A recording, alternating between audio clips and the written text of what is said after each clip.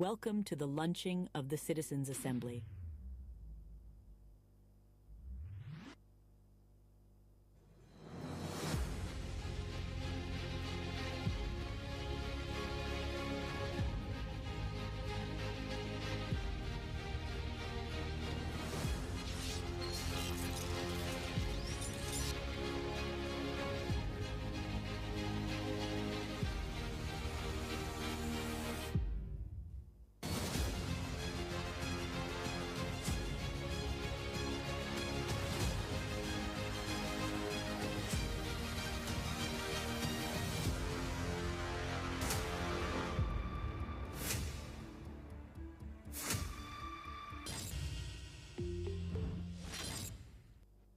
Welcome to the launching of the Citizens' Assembly.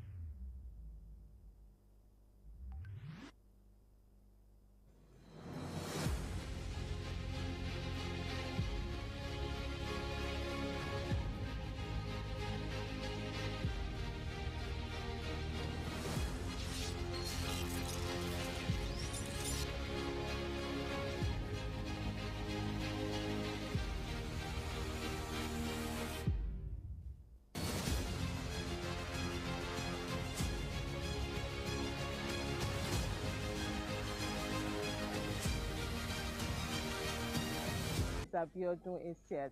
I'm Senior Special Assistant to the President on Community Engagement, North Central Region. I bring good news to you about Renewed Hope Agenda. I'll be coming to your community to the North Central Region to pay courtesy visits, to have a chat with you, to have a dialogue with you. Community engagement is one of the new strategies of Mr. President, to see how we can build democracy, to see how we can build two-way dialogue between the community and the presidency, and that's our role.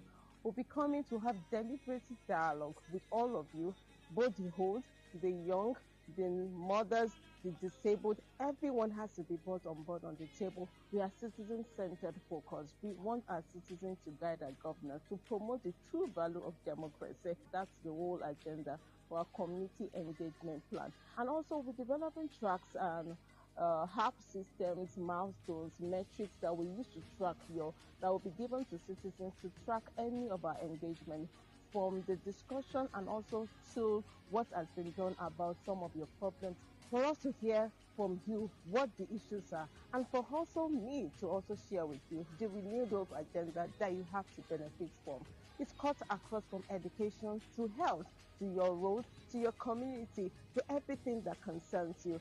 Please, let's work together. Thank you very much. I look forward to having a wonderful time with you throughout this tenure of this administration. Thank you.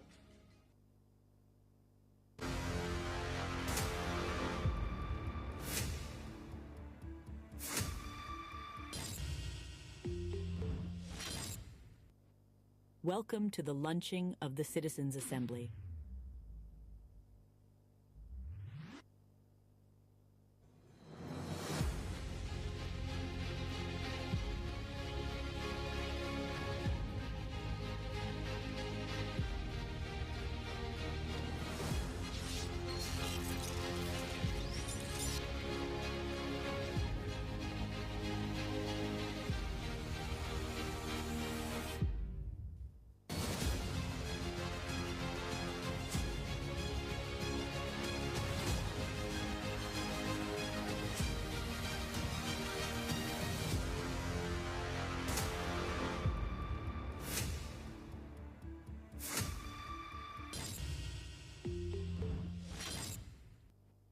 Welcome to the launching of the Citizens' Assembly.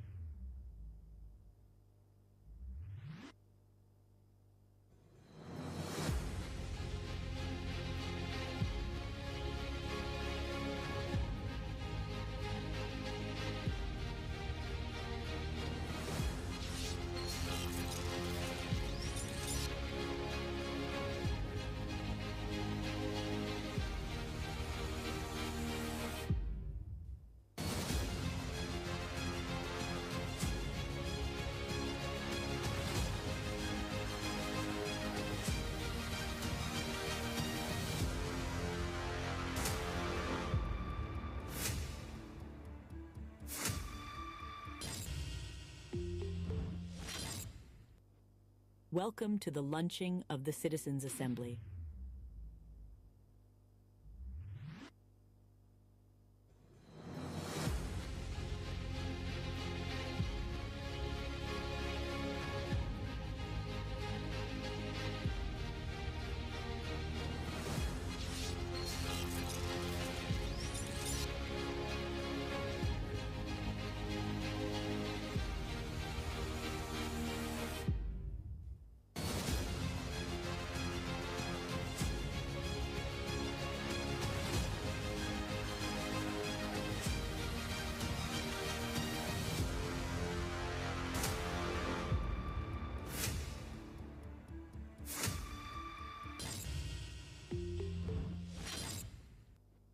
Welcome to the launching of the Citizens' Assembly.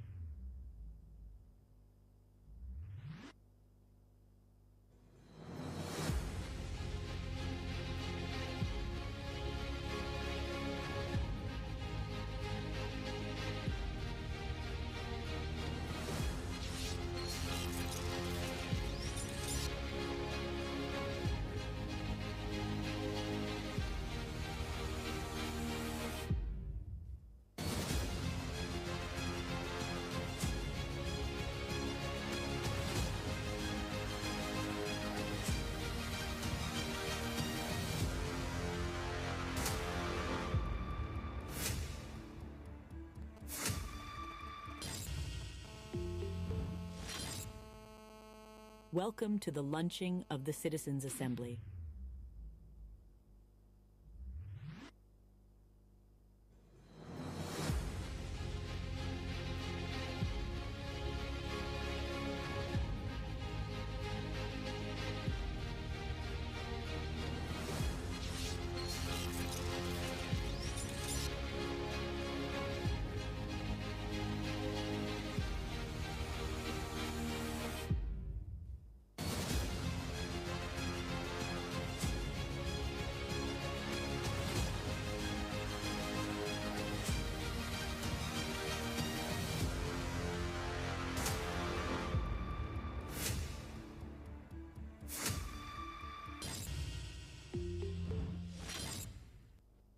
Welcome to the launching of the Citizens' Assembly.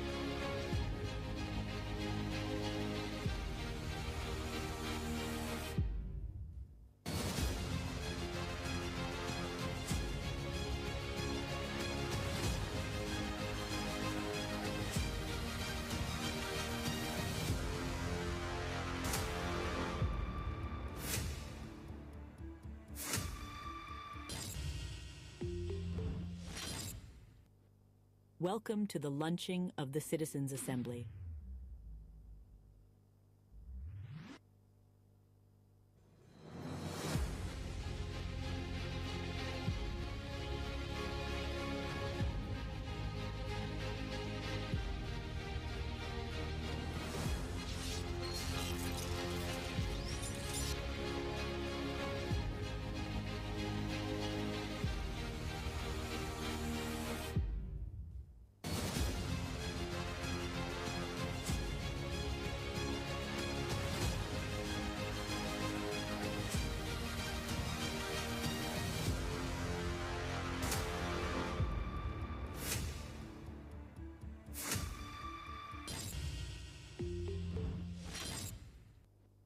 Welcome to the launching of the Citizens' Assembly.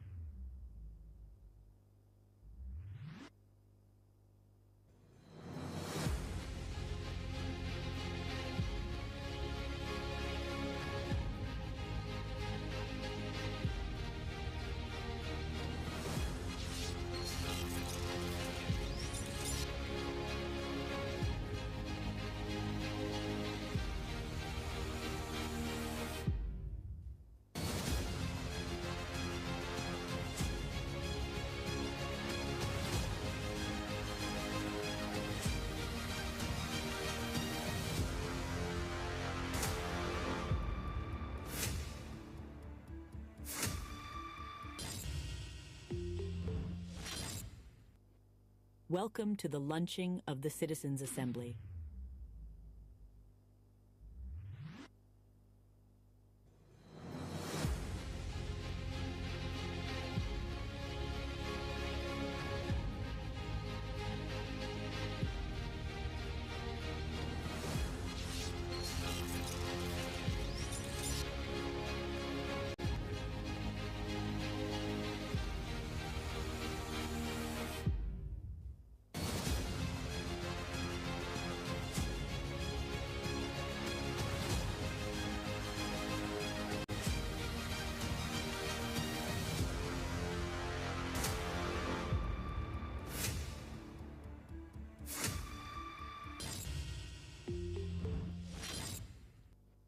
Welcome to the launching of the Citizens' Assembly.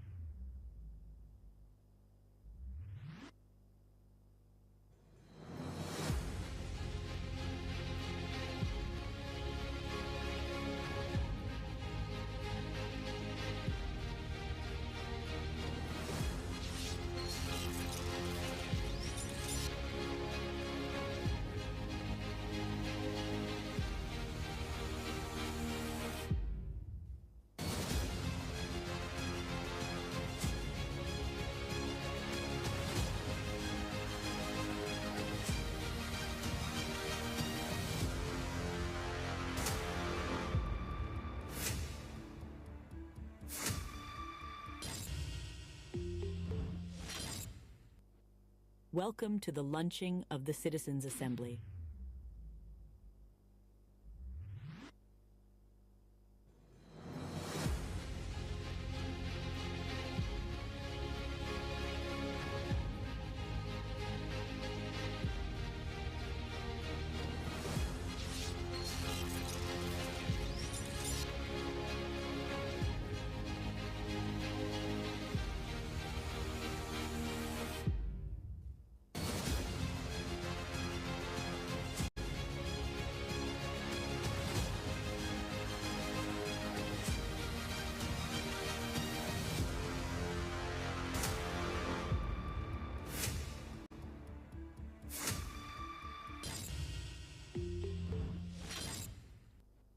Welcome to the launching of the Citizens' Assembly.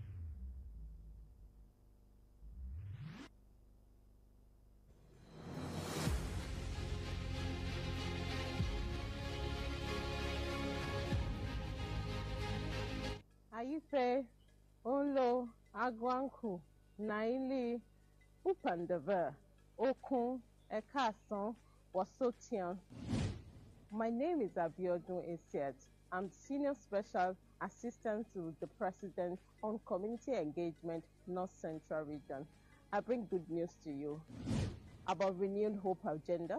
I'll be coming to your community to the North Central Region to pay courtesy visit, to have a chat with you, to have a dialogue with you. Community engagement is one of the new strategies of Mr. President to see how we can build democracy, to see how we can build two-way dialogue between the community and the presidency, and that's our role.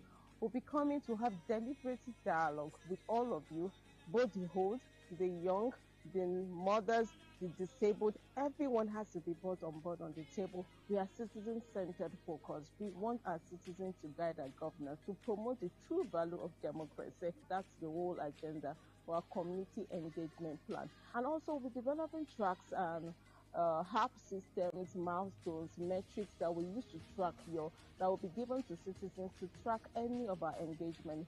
from the discussion and also to what has been done about some of your problems, for us to hear from you what the issues are, and for also me to also share with you the renewed hope agenda that you have to benefit from.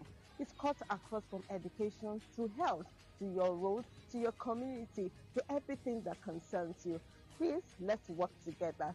Thank you very much. I look forward to having a wonderful time with you throughout this tenure of this administration. Thank you.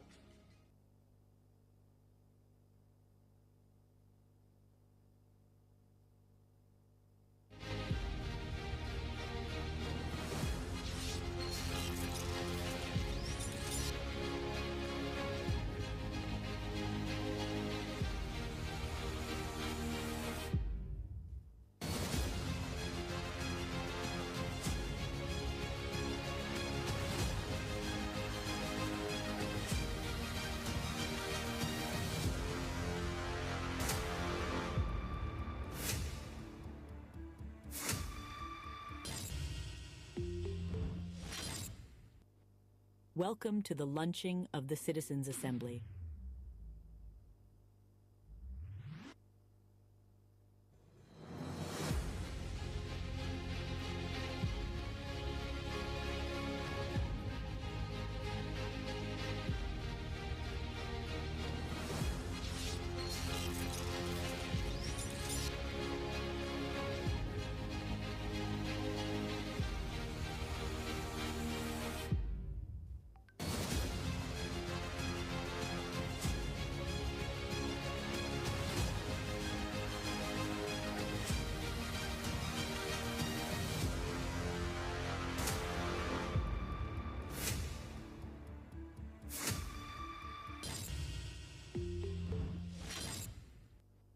Welcome to the launching of the Citizens' Assembly.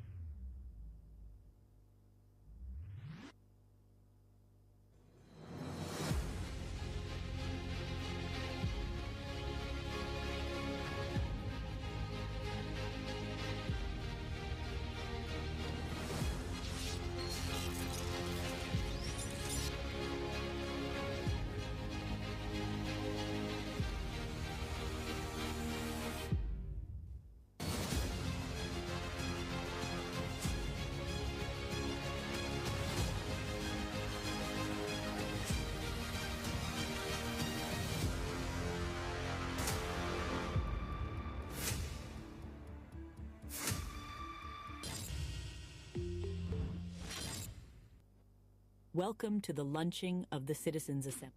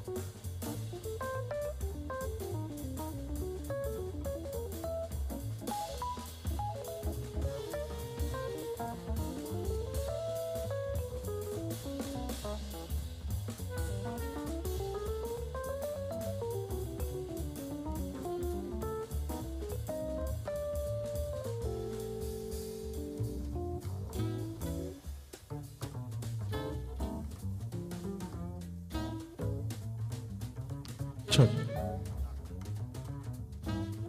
Check. 2, 1, 2.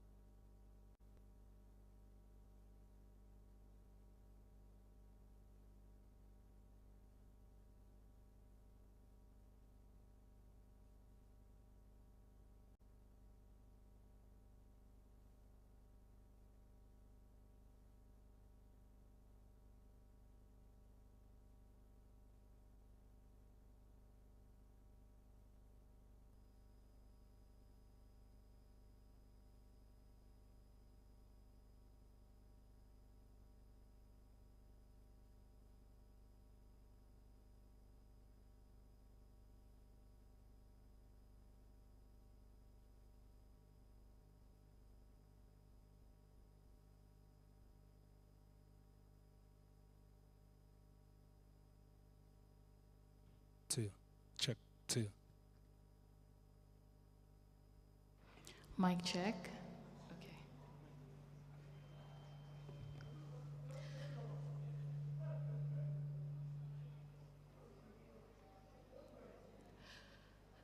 Good morning, very distinguished ladies and gentlemen. Good morning to us all. Good morning. That energy level is still low. Is it rain? Okay, so good morning, everybody. Okay, I think we're getting to 60. I need 100%. Good morning, everybody. Now that's what I'm talking about. 100. Please give yourselves a round of applause. Thank you, thank you, thank you so much for finding out time from your busy schedules to be here with us today. It means a lot to us. You're welcome to the first edition of the Citizens Assembly. Yes, we call it 1.0, isn't it?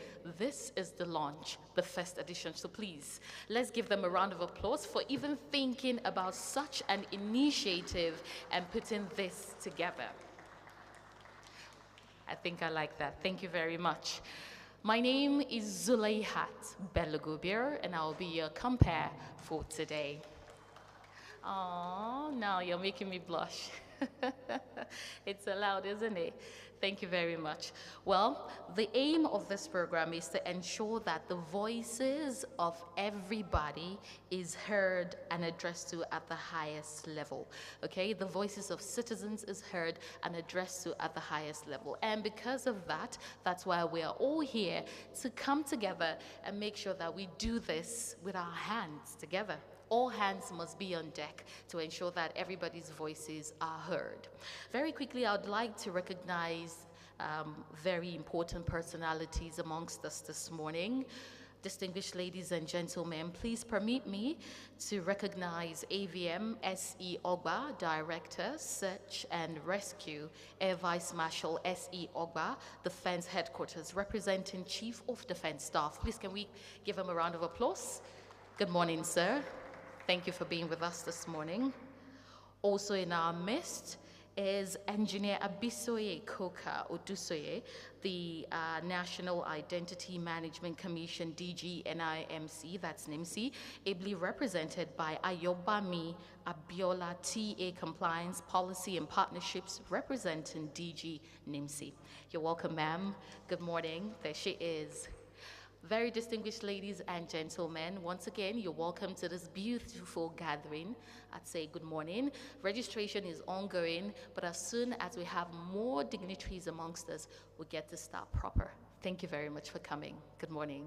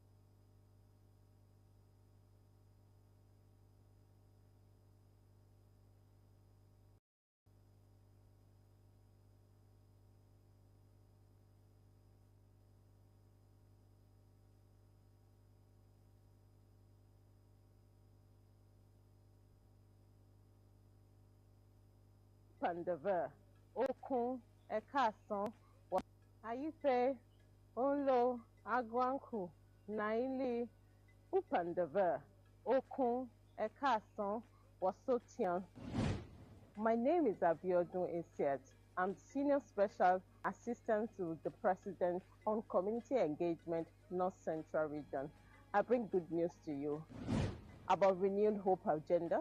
I'll be coming to your community to the North Central Region to pay courtesy visits, to have a chat with you, to have a dialogue with you. Community engagement is one of the new strategies of Mr. President to see how we can build democracy, to see how we can build two-way dialogue between the community and the presidency, and that's our role. We'll be coming to have deliberative dialogue with all of you, both the old, the young, the mothers, the disabled. Everyone has to be brought on board on the table. We are citizen-centered focused. We want our citizens to guide our governor, to promote the true value of democracy. That's the whole agenda for our community engagement plan. And also we're developing tracks and HAP systems, milestones, metrics that we use to track that will be given to citizens to track any of our engagement, from the discussion and also to what has been done about some of your problems, for us to hear from you what the issues are, and for also me to also share with you the renewed hope agenda that you have to benefit from. It's cut across from education to health, to your road, to your community, to everything that concerns you. Please, let's work together. Thank you very much. I look forward to having a wonderful time with you throughout this tenure of this administration. Thank you. Ayife, Onlo, Agwanku, Naili, Upandava, Okun, Ekasan, Wasotian. My name is Abiodun Esiat. I'm Senior Special Assistant to the President on Community Engagement, North Central Region. I bring good news to you about Renewed Hope Agenda. I'll be coming to your community to the North Central Region to pay courtesy visits, to have a chat with you, to have a dialogue with you. Community engagement is one of the new strategies of Mr. President to see how we can build democracy, to see how we can build two-way dialogue between the community and the presidency, and that's our role. We'll be coming to have deliberative dialogue with all of you, both the old, the young, the mothers, the disabled. Everyone has to be brought on board on the table. We are citizen-centered focused. We want our citizens to guide our governor, to promote the true value of democracy. That's the whole agenda for our community engagement plan. And also we're developing tracks and HAP systems, milestones, metrics that we use to track that will be given to citizens to track any of our engagement, from the discussion and also to what has been done about some of your problems, for us to hear from you what the issues are, and for also me to also share with you the renewed hope agenda that you have to benefit from. It's cut across from education to health, to your road, to your community, to everything that concerns you. Please, let's work together. Thank you very much. I look forward to having a wonderful time with you throughout this tenure of this administration. Thank you. Ayife, Onlo, Agwanku, Naili, Upandava, Okun, Ekasan, Wasotian. My name is Abiodun Esiat. I'm Senior Special Assistant to the President on Community Engagement, North Central Region. I bring good news to you about Renewed Hope Agenda. I'll be coming to your community to the North Central Region to pay courtesy visits, to have a chat with you, to have a dialogue with you. Community engagement is one of the new strategies of Mr. President to see how we can build democracy, to see how we can build two-way dialogue between the community and the presidency, and that's our role. We'll be coming to have deliberative dialogue with all of you, both the old, the young, the mothers, the disabled. Everyone has to be brought on board on the table. We are citizen-centered focused. We want our citizens to guide our governor, to promote the true value of democracy. That's the whole agenda for our community engagement plan. And also we're developing tracks and HAP systems, milestones, metrics that we use to track that will be given to citizens to track any of our engagement, from the discussion and also to what has been done about some of your problems, for us to hear from you what the issues are, and for also me to also share with you the renewed hope agenda that you have to benefit from. It's cut across from education to health, to your road, to your community, to everything that concerns you. Please, let's work together. Thank you very much. I look forward to having a wonderful time with you throughout this tenure of this administration. Thank you. Aife, Olo, Agwanku, Naili, Upan.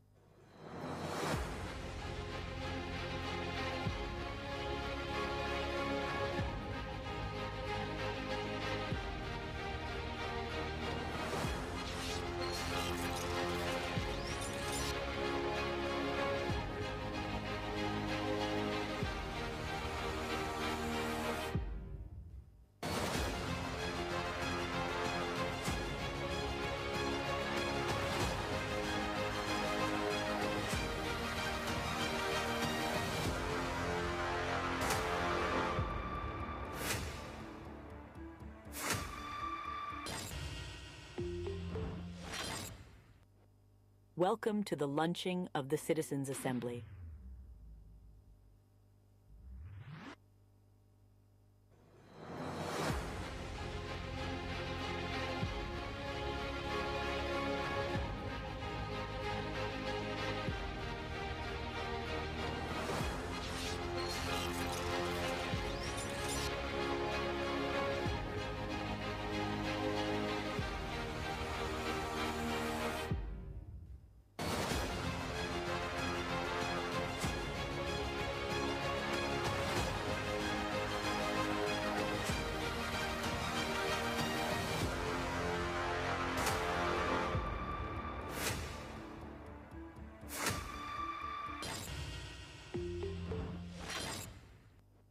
Welcome to the launching of the Citizens' Assembly.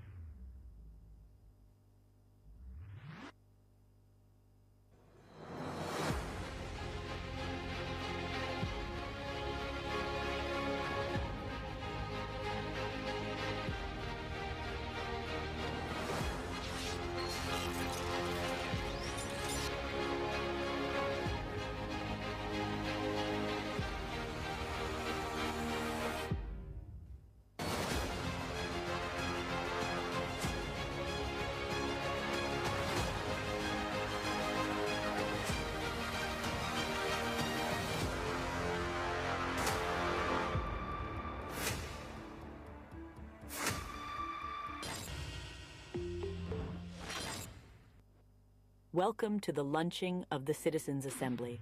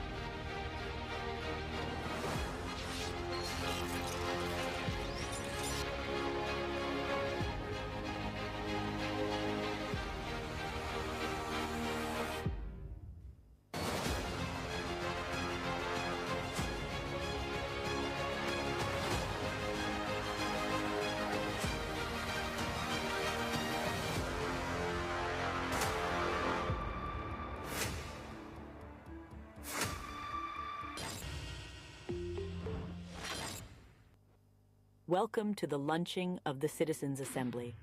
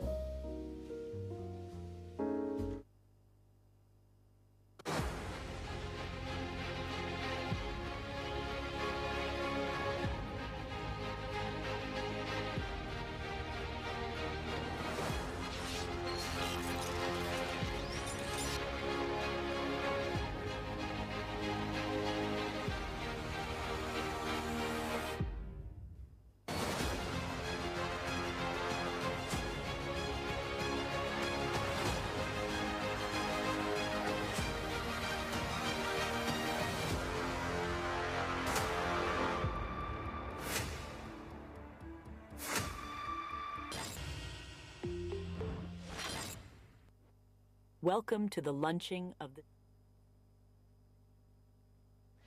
Your Excellencies, very distinguished ladies and gentlemen, shall we all rise for the national anthem? Thank you.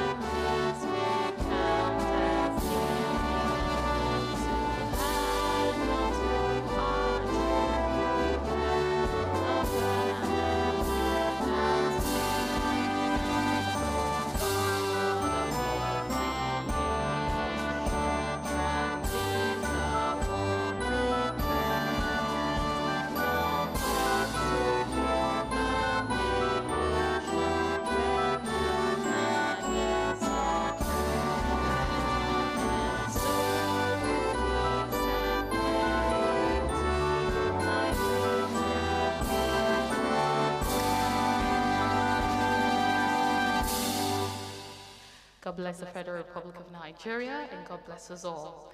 You may be seated. Thank you. Your Excellencies, very distinguished ladies and gentlemen, good morning. It gives me great honor to be standing before you this beautiful Monday morning as your compere for the official launch of the Citizens' Assembly here at the Banquet Hall, Presidential Villa, Abuja. My name is Zulaihat Belagobir. Thank you for having me. Thank you.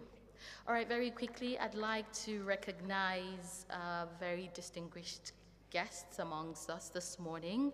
Please, if our hands are not so busy, can we applaud Dr. Matthew Ayibakaro, British High Commission, Abuja Governance Advisor. You're welcome, sir. Nice to have you with us. Mr. Charles Onyemachi, British High Commission Program Officer, is also here. You're welcome, sir. In our midst this morning is Obialonama Naubi Ayodele from Malibu Foundation. You're welcome, ma'am. Good morning. Also in our midst is Dayo Israel, APC National Youth Leader, who is here with us. You're welcome, sir. Good morning.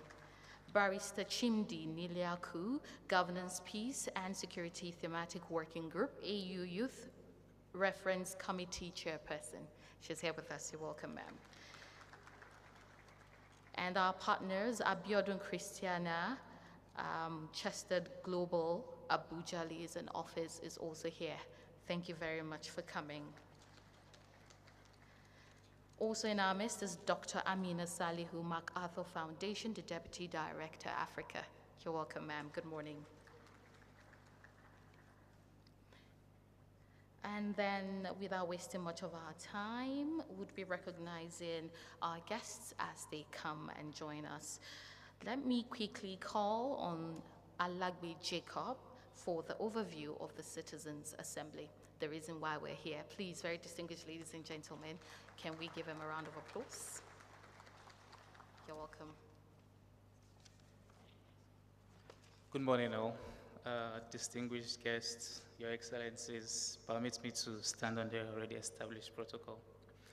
My name is Jacob Alagbe. I'm the Program Manager for the Citizens' Assembly, North Central. So I'm going to give a brief overview of the Citizens' Assembly. The purpose of this assembly, this aims to foster community engagement, co-creation, and problem solving. It provides a platform for citizens to raise issues, propose solutions, and collaborate with stakeholders and government agencies. Our major objectives are foster meaningful community engagement and dialogue across the North Central region, promote civic participation and local development initiative, provide timely, accurate, and verifiable information on local opportunities and challenges to the Office of the Senior Special Assistant to the President on Community Engagement, North Central. Maintain productive relationships with key stakeholders, including traditional rulers, local government executives, and councillors, and support and participate in state-level and regional programs and projects. Our mode of operation, it's dual mode of operation. We operate online through our online platforms, our groups, and we operate on site. So we are going to meet physically to have this assembly. The structure, the assembly operates under the guidance and oversight of the Office of the Senior Special Assistant to the President on Community Engagement, North Central. The assembly is co-chaired by the 7 state coordinators, one representing each of the states in the North Central region and the FCT.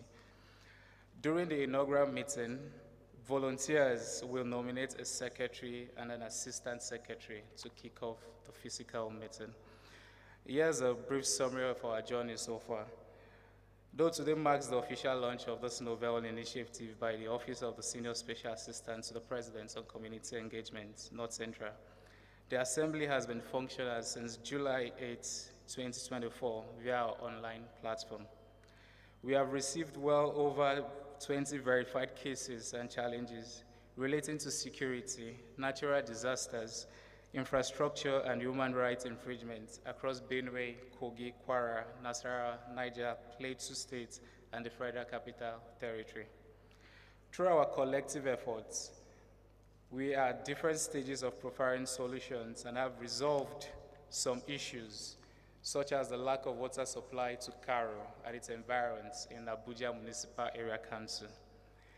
Distinguished ladies and gentlemen, Your Excellencies, this success story wouldn't have been possible without the collaborative efforts of stakeholders at both the federal and the state government levels and our ever-active volunteers. We thank you once again for honoring us with your presence to this event. Thank you.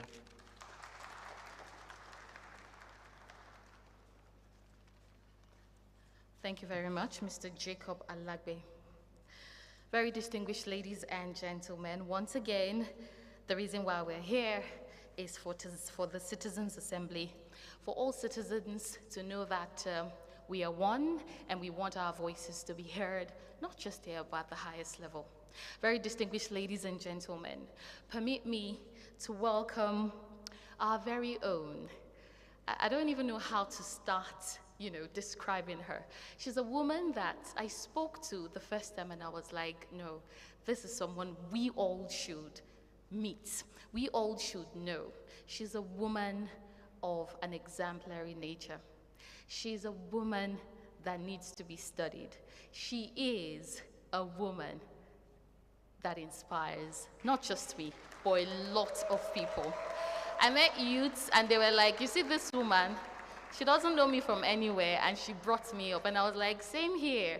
She spoke to me on the phone, and it was like we're sisters, like I've known her all my life. Please, let's give Mrs. Abiodun Esiet, the SSA to the President on Community Engagement, North Central, a standing ovation, please. Thank you. Thank you very much.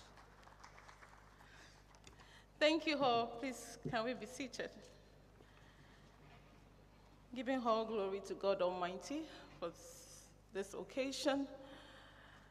To our special guests that are here, representative of the Minister for Defense, or Chief of Defense Staff Story, representative of civil society of organization, British High Commission, and all our state coordinators that are here. We have state coordinators for Nasarawa and also Benue here. Can you wave? Thank you. Good morning to you all. So today we gather to mark a special milestone in our journey towards fostering inclusivity and grassroots representation in governance. On the 16th of September 2023, President Bola Ahmed Tinubu appointed 6 senior special assistants on community engagement across Nigeria, across the 6 geopolitical zones. This strategic initiative underscores the President Tinubu unveiling commitment to integrating diverse voices and perspectives into our decision-making process, thereby enhancing community development and cohesion. This appointment had a deliberate effort by the President Tinubu, Ahmed Tinubu, to bridge the gap between the government and our local communities by fostering dialogue, understanding, and collaboration. We are proactively addressing regional needs and concerns. The decentralization approach to governance signifies a strong commitment to grassroots engagement and tailored development initiative, reflecting the unique challenges and opportunities present in each geopolitical zones of Nigeria. Community engagement plays a crucial role in building trust between the federal government and the citizens. It establishes a direct connection and ensuring that the voices of the people are heard and considered in the corridors of power. To gain a clearer insight into the challenges facing our grassroots, we conducted a survey in March 2024 involving over 166 respondents from the North Central region, including Abuja, Benue, Kogi, Kwara, Nasarawa, Niger, and Plateau State. The findings revealed a significant disconnect between the federal government and the local communities. For instance, 48.2% of our participants perceived a lack of engagement from the federal government. 78.3% feels unrepresented in the government's policies and decision-making process. 62.1% consider community engagement organization effective. 68.7% believe the government doesn't consult the local community before implementing projects. However, nearly 90% believe that co-creation can lead to more sustainable, contextually relevant solutions. The findings clearly indicate substantial gap in trust and communication between the federal government and the local communities, a gap stemming from unfulfilled promises by successful government over the past 25 years since the return of democratic rule. To bridge this gap and key into the Mr. President Renewed Hope agenda to improve governance by promoting national cohesion through strategic engagement with citizens by initiating and implementing quarterly citizens and stakeholders engagement section to communicate government activities and serve as a feedback mechanism my office initiated the Citizen Assembly for the North Central region. The Citizen Assembly was created to collectively tackle community problems and foster an inclusive society where every voice is heard. It offers structures across communities where residents can express their thoughts, share ideas, and table plea and collaborate on lasting solutions to existing problems, while also planning proactively for future challenges. The Citizens Assembly provides a tremendous opportunity for citizens to engage, dialogue, collaborate, and peaceful resolution with government officials. It is a commitment to ensuring swift information dissemination, stakeholder engagement, project participation, and continued deliberation for meaningful outcomes. Nearly 1,000 indigenous and settlers from the North Central region applied to be a volunteer for this noble cause. After a rigorous selection process, volunteers were chosen to represent at least a ward across the 6 states of the North Central region and the FCT. These volunteers will serve as an agent of change and influencers within their communities, developing actionable solutions and ensuring challenges are addressed at the highest level. As we officially launch the Citizens Assembly for the FCT today, I'll be going to all the 6 states in the North Central to do the same thing. With subsequent launches across the 6 states, I urge other government appointees and elected leaders to take a clue from this initiative. Let us replicate this model in our respective community, state, region, for our collective prosperity as a nation. Today, our volunteers, you are the leader with your sphere of influence, no matter how small it is. Let today's event inspire you to contribute meaningfully to grassroots development, which will eventually lead to a national development. I will conclude with a word from Martin Luther King Jr. Human progress is neither automatic nor inevitable. Every step towards the goal of justice requires sacrifice, suffering, and struggle. The tireless exertion and passionate concern of dedicated individuals like you and I. Thank you. Agwanku, Naili, Upandava, Okun, to have a chat with you, to have a dialogue with you, dialogue between the community and the presidency, and that's our role. We'll be coming to have deliberative dialogue with all of you, both the old, the young, the mothers, the disabled. Everyone has to be brought on board on the table. We are citizen-centered focus. We want our citizens to guide our governance, to promote the true value of democracy. That's the whole agenda for our community engagement plan. And also we're developing tracks and HAP systems, milestones, metrics that we use to track that will be given to citizens to track any of our engagement, from the discussion and also to what has been done about some of your problems, for us to hear from you what the issues are, and for us to hear from you what the issues are, and for also me to also share with you the renewed hope agenda that you have to benefit from. It's cut across from education to health, to your road, to your community, to everything that concerns you. Please, let's work together. Thank you very much. I look forward to having a wonderful time with you throughout this tenure of this administration. Thank you.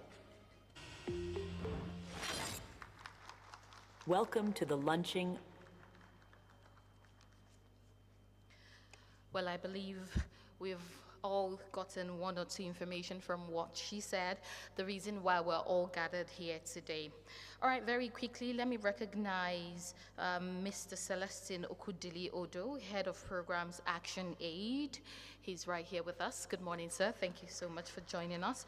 And representing the SGF is Chief of Staff Christopher Tarka, who is here with us. Good morning, sir. Thank you. All right, very quickly, and following the program, we're going to start with the goodwill messages, starting with Barrister Chimdi Niliaku, the AU Youth Conference Committee Chairperson. for her goodwill message. Please, can we give her a round of applause as she steps forward? You're welcome, ma'am.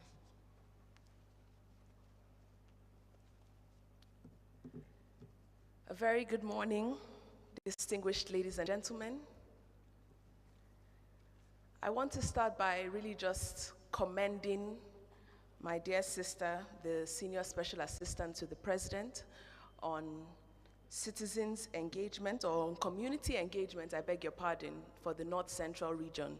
And if you agree with me that she's doing a fantastic job, I would plead with you to give her a resounding round of applause this morning. Thank you very much. I bring warm greetings from the African Union Youth Reference Committee, which is an organization that was set up, an independent committee under the African Union that was set up essentially to provide platforms for young people across the continent to have their voices heard at the very highest levels of governments across the African continent. And so when my sister told me about this event and told me about the wonderful initiative of a citizens' assembly, I was truly, truly delighted. And I want to congratulate her for walking the talk by actually doing it. As a country, as states, as communities, as a continent, we know that we can't get very far without having that close relationship between government and citizens. It just can't work without that level of synergy. And so I really am very delighted that such an initiative has come on, and I look forward to the ways, and again, just in tune with what you've said, we, even at the House of Reps, at the Speaker's office, are looking at how we can create more avenues to engage with the people, because we can't make laws without hearing what are the concerns of the people. And so we've had engagements with women. We're having a youth town hall coming up on Wednesday, and several other things that we're trying to put together to ensure that we have meaningful citizens engagement. So please, everybody in the room, let's continue to join hands and work together as people from all sides of the divide, whether you're civil society, whether you're government, whether you're an international development partner. If we want Nigeria to work the way we want it to work, we must all come together. So once again, I really celebrate you. Right about now, let's have Dr. Matthew Ayibakaru from British High Commission, the governance advisor, for his own goodwill message. You're welcome, sir. Thank you very much. Your Excellencies, House of Civil Society here. It's really exciting to see Celestine sitting in front. Lovely to see you. Ladies and gentlemen, I'd want to start by appreciating you for inviting the British High Commission here, and I bring you greetings from the High Commissioner to the Citizens' Assembly. And I'd like to start by congratulating you following in what my predecessor had just said, for putting together this initiative. As you noted in your remarks, participation is very fundamental to good governance, and especially when it is driven in a very proactive way. Be part of good governance processes, and that the way they participate is actually as meaningful as required by democratic standards. And Citizens' Assembly are actually a very good example of such participatory democratic processes. In the context of current democratic trends around the world, but also back here in Nigeria, it is really important that we're getting citizens who are the fundamental elements of every democracy to be a part of such processes.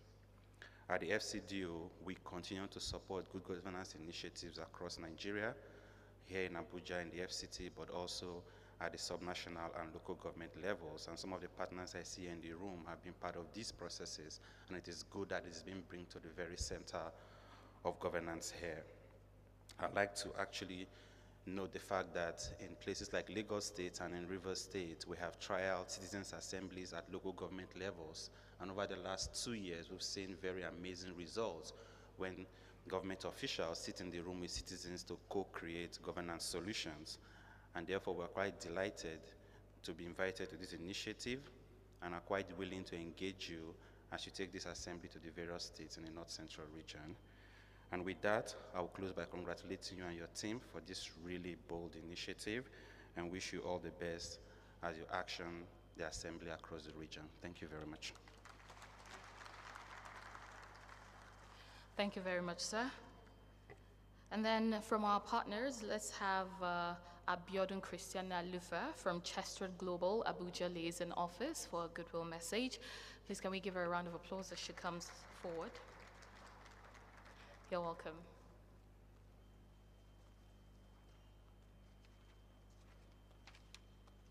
Good morning, distinguished guests, ladies and gentlemen. Goodwill message from Chester Global delivered at the launch of Citizen Assembly, North Central Zone on the 29th of July 2024. Please allow me to rest on already established protocols. My name is Abiodun Alufa, and I'm here to represent Dr. Lola Dare, the president of Chester Global. She extends warm applause to the meeting and identify with its aspirations. We are gathered to celebrate the launch of Citizen Assembly, a groundbreaking initiative aimed at empowering our communities and fostering developments. The focus area of citizen assemblies are essential resources that are vital for every individual in our nation. Earlier this year, Mrs. Abiodun Essin, along with other stakeholders, led the launch of a citizen action campaign, Change the Narrative Now. The campaign called for joint citizen and a cross-sector action to eliminate malaria as an act of social justice and a key contributor to system resilience, prosperity, and growth. Today, we are delighted to join forces once again with Mrs. Abiodun Estin, the Senior Special Advisor, the Senior Special Assistant to the President on Community Engagement. For this significant event, we are reminded for the power of collective action. It is through a united effort that we can drive the transformative changes necessary for a prosperous nation. Citizens' actions and community resilience are foundations of transformation, prosperity, economic growth, and sustainable development. The pivotal role of citizens are intervention in health, education, nutrition, agriculture, food security, climate change adaptation, digital inclusion, and financial services from the first to the last mile. We appreciate the commitment and dedication of Mrs. Easton and our colleagues to this cause and are delighted to partner to move this forward. Let us continue to work together to build an equitable future for every Nigeria, wherever they live, work, or play. Ajoshewayo di Ajoje Idagbasoke. Ami. Thank you.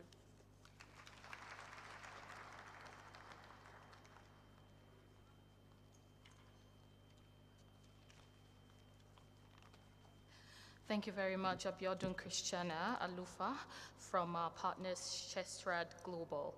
All right, very quickly, let me call on Mr. Celestine Okudili Odo, Head of Programs Action Aid for Goodwill Message. There he is. Please, our hands are not busy. Can we just appreciate him? You're welcome, sir. Yeah, good morning, ladies and gentlemen, Your Excellencies. Yeah, permit me to stand on the already established protocol. Yeah, I'm Celestine Okudili Odo, representing the Country Director, ActionAid Nigeria. Yeah, he sends his message. Unfortunately, we are having a series of events today in Lagos with some of the government representatives. So he's not opportune to be here, but I'm sending his regards. Yeah, ActionAid, we are so happy with this happening today, the launching of Citizen Assembly. Why? Because this resonates so well, perfectly so well with the work we do as organization, ActionAid. Yeah. Especially community engagement. ActionAid is an organization rooted, community rooted. We work with the people, we work with the grassroots. And I could say that, or maybe I should just review that Mrs. Esiet has been part of ActionAid. She has been leading one of our major youth group called Activista. Yeah. So we are not surprised that we are pushing this today. We've been already having engagement with her as soon as she was appointed to the position of Senior Special Assistant. Yeah, she announced it to us. We congratulated her, and we moved immediately. We've had a series of events with her already, and we positioned to partner forward with what she's doing. She's already leaving landmark, and for us, it's not surprise. It's rooted in her, and she's just, yeah. She's not delivering what has been part of her. So thank you so much for this. We are proud of you, not just as being one of us, but someone who has that potential, to link the communities, not just to the state, but to the national, but to the global. What's happening at the community level has a lot in shaping the global agenda, and that is why it's very important to us. We call this linking the local to the global. And for us, we cannot just say that we are with the people when the people's voices are not heard, especially from the community level. For ActionAid all over the world, across the globe, we've been empowering the citizens for their voices to be heard.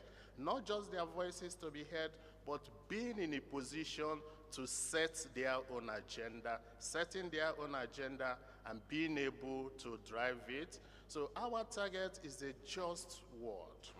We are looking at a world, where justice will thrive. We are looking at a world where poverty is eradicated. Not just reducing poverty or alleviating poverty, but total eradication of poverty. Poverty is man-made. It's man-made. It's a product of injustice within our society. And we believe that with collective effort, with the participation of the people from the community who constitute our major constituents, a lot will be achieved collectively. Thank you once again. We are proud of you. We continue to stand behind you. Thank you. Thank you, sir. We really appreciate.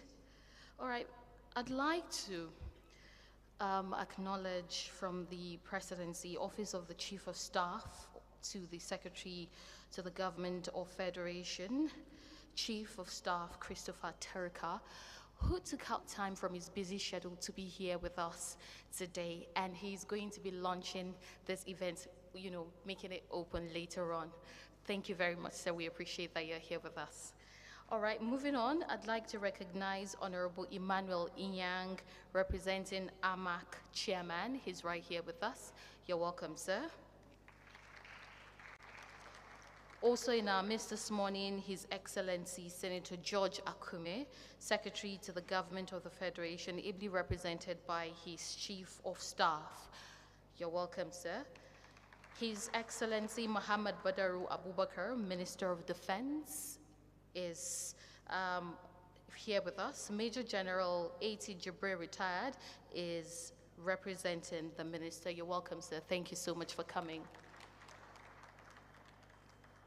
All right, moving on to the goodwill messages once again. Let me quickly call on Obialunama Naubi Ayodele, Civil Society OGP, for her own goodwill message. Please, let's appreciate her as she comes forward. You're welcome, ma'am.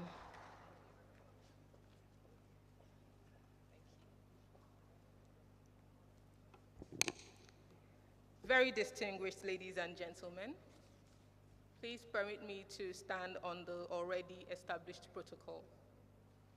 It is an honor to be here today representing the Open Government Partnership at the launching of this Citizens' Assembly. We gather at a pivotal moment in Nigeria's journey towards inclusive governance and citizens' participation in government decision-making. This assembly embodies the very essence of democracy, a space where every voice matters and every opinion counts. Today we commend the organizers of this event, ably led by Mrs. Abiodun Esiet, and the citizens of Nigeria for their unwavering commitment to building a more open and responsive government. Your active participation and dedication are the driving forces behind meaningful change. We look forward to having this initiative replicated across all the geopolitical zones in Nigeria. Together, we are creating a future where government actions are transparent, where public officials are held accountable, and where citizens are empowered to influence the decisions that affect their lives. Let us celebrate the progress we have made and renew our collective resolve to tackle the challenges ahead.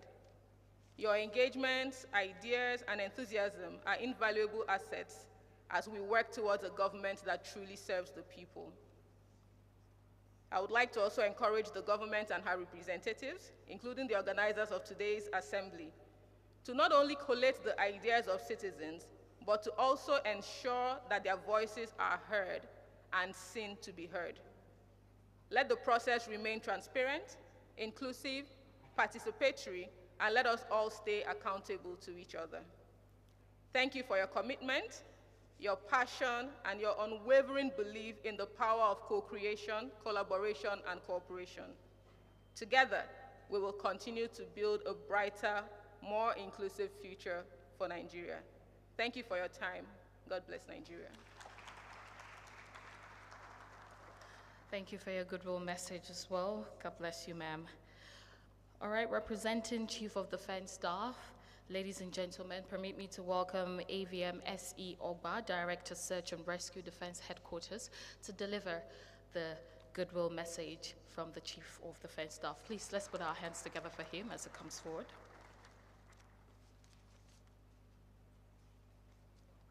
Thank you very much.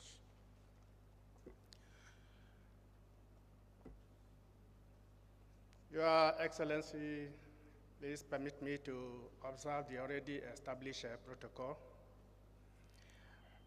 I am Air Vice Marshal S.E. Ogba, Director, Search and Rescue Defense Headquarters, representing the Chief of Defense Staff, who is unavoidably absent and has asked me to represent him on this event. I'm just here to give the goodwill messages from the Chief of Defense Staff, General C.J. Musa, OFR. On behalf of the Chief of Defense Staff, I humbly want to congratulate Mrs. Abiodun Esen for this laudable initiative. It is true that you cannot give a patient, a doctor cannot treat a patient without knowing what is wrong with the patient. As a leader, you must be able to feel the pulse of those you are leading. When I was called upon to come and represent the Chief of Defense Staff in this event, I nodded my head that yes, we are getting it right. And this is an initiative, if extended to the 6 other geopolitical zones, we will be able to recognize the importance of leadership from the top to the bottom. You cannot ignore the people that you lead and assume that you are still in charge. I want to really commend the leadership of this event for putting it up and making sure that governance gets to the grassroots as it is requested. Just as we all know that when we are looking for vote to occupy specific offices, public offices, where do we go to? It's the same grassroots. It's the same community that we go to secure their mandate, to secure their vote, for them to empower us to get to those offices. But all over the years, we have all witnessed that once we climb to that top, to that appointment, we seem to disregard, we seem to forget those that are in charge, those that held the ladder for us to get to the top. And by this event, I want to really believe that we will definitely get there where we are supposed to be. And on that note, I want to once more congratulate the organizers, the leadership of this event, and I want to assure you that the CDS is fully behind you and to support you in any way he could. And once again, congratulations, and don't be afraid to weather the weather, that you have nothing to be afraid of. So thank you, and God bless you. Thank you, and God bless you too, sir. Don't be afraid to weather the weather. I think I picked that. Okay, very quickly, representing the Minister of Information in our midst this morning, we have Dr. Muhammad Bulama. You're welcome, sir. Thank you so much for coming. All right, to deliver a goodwill message on behalf of His Excellency Muhammad Badaru, Minister of Defense, please let's put our hands together for Major General Ata Jibril, retired, for a goodwill message. You're welcome, sir.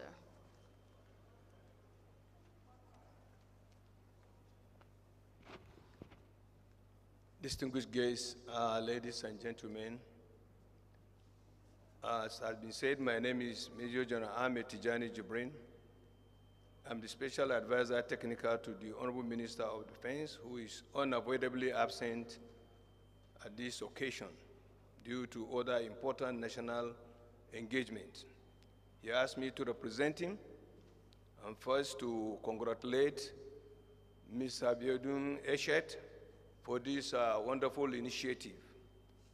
I believe Citizens Assembly is a program that is aimed at reaching out deliberately and more closely to the citizens to sensitize them about their rights, about their responsibilities, and also to educate them about what the government is doing for them, so that they will understand that if you are giving something, you are expected also to give something. It's all a way of trying to get closer to the people and let them have a feel of the government they have voted for. Again, it's important for me to mention on this occasion the activities I personally know Mrs. Abiodun Eshet is doing. Since she was appointed, I could say, by my reckoning, she is the most visible SSA to the President on community engagement. She's everywhere. She reports what is happening in the community, especially the communities that are threatened, and asks for support for them. She calls from Plateau, from Benue, from Niger, from all over. Every day, she will write and send messages to ensure that the communities that are distressed, the communities that are threatened, receive attention of the security agencies. I don't know whether many of the SSAs are doing the same thing, but we are feeling her impact, we are seeing what she's doing, and we are hearing what she's doing. And this initiative of launching this citizen assembly is another plus for her. So on behalf of my minister, who really would have loved to be here by himself, I would like to congratulate you, Mrs. Eshet. Incidentally, she's wife of one of us who is of blessed memory today. Her husband too was a general. May his soul rest in peace. Thank you very much. Thank you very much, sir. All right, delivering a goodwill message on behalf of the Minister of Information, Mohammed Idris Balagi. Please, let's put our hands together for Dr. Mohammed Bulama for a goodwill message to be delivered on behalf of the Minister of Information. You're welcome, sir.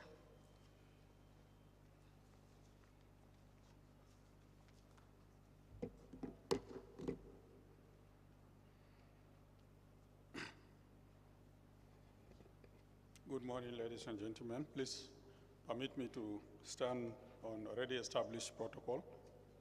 Like the MC said, my name is Mohammed Bulama, Director General Federal Radio Corporation of Nigeria, representing the Honorable Minister of Information and National Orientation, Alhaji Mohammed Idris, who is unavoidably absent. As you will all imagine, these are very, very busy days for him. So he will have wished to be here personally, but I'm sure you will understand why he's probably not here. And my duty here this morning is to, on behalf of the Honorable Minister and the Ministry of Information, first of all, congratulate Mrs. Abiodun Eshed and the Office of the SSA to the President on community engagement, not central, for all the very great things she's been doing, as has been highlighted by the General a moment ago, and for launching this Citizens Assembly this morning. And after having done that, I would like to crave your indulgence to quickly highlight some of the major milestones that the present administration of His Excellency President Bola Ahmed Tinubu has achieved by way of policies that touch the very essence of the Nigerian citizens. And I'm doing so on behalf of the minister. Of course, he has asked me to come here to give a highlight of these very important milestones. There are several of them.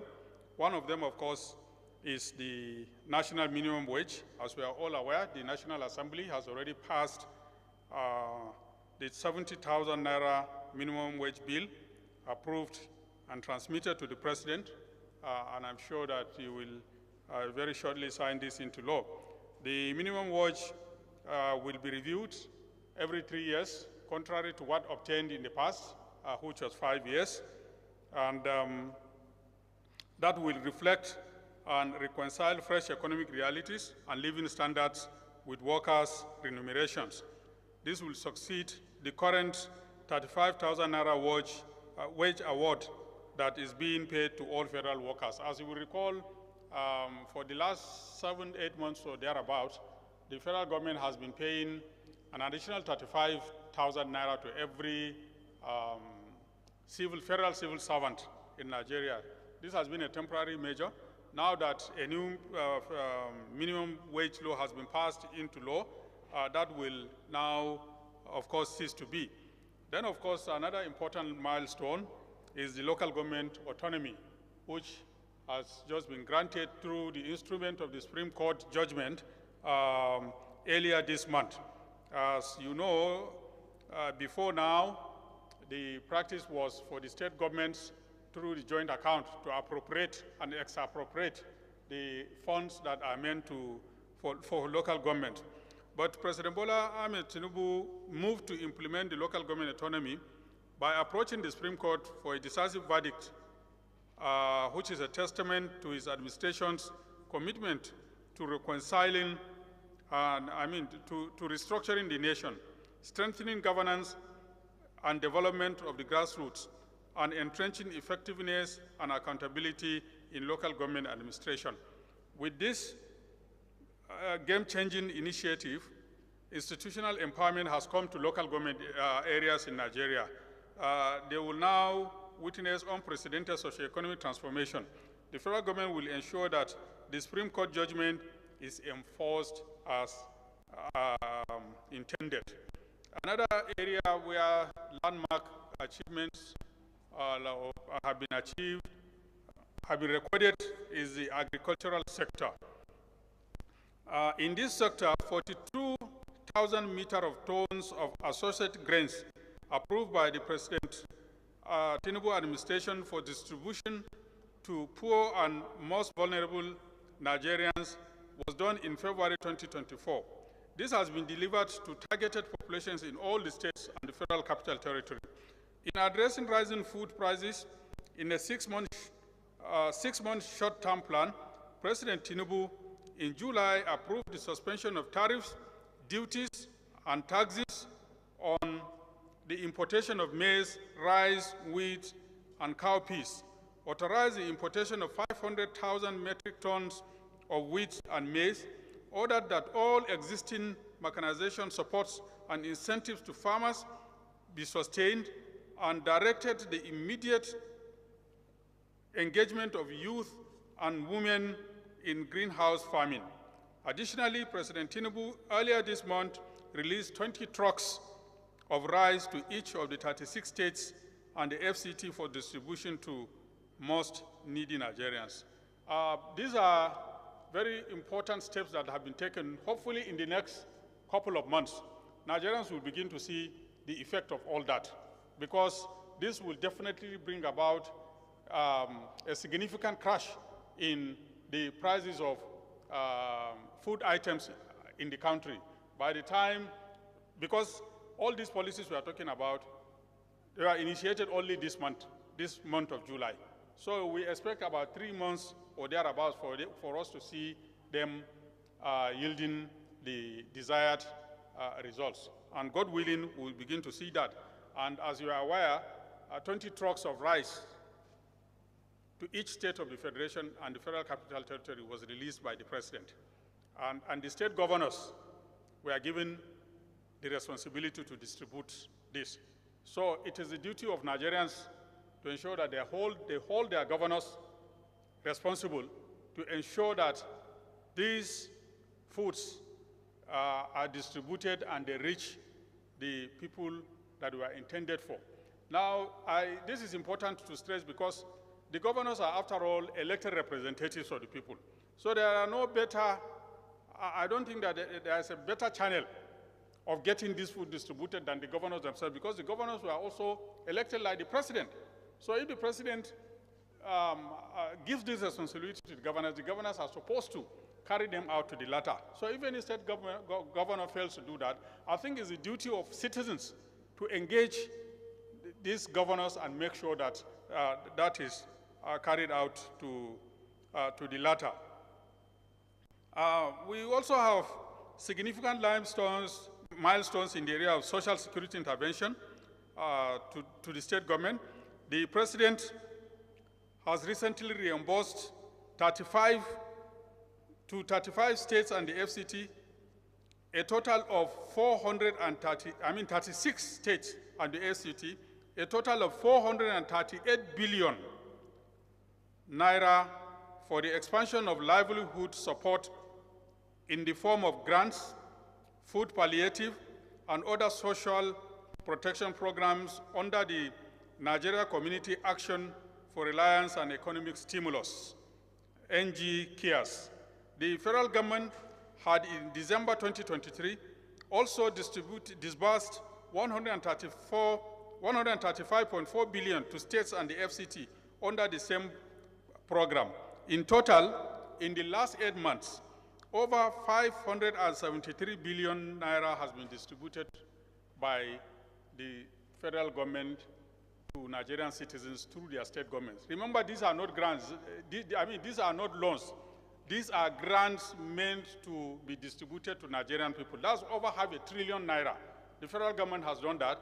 And again, like I said before, we need to hold our state government responsible if these grants have not reached their desired targets. Then there's the post-subsidy removal presidential grants and loan schemes. Disbursement of the 50,000 naira grant under the 50 billion naira grant component of the presidential conditional grant and loan scheme is still ongoing. That is 50,000 naira to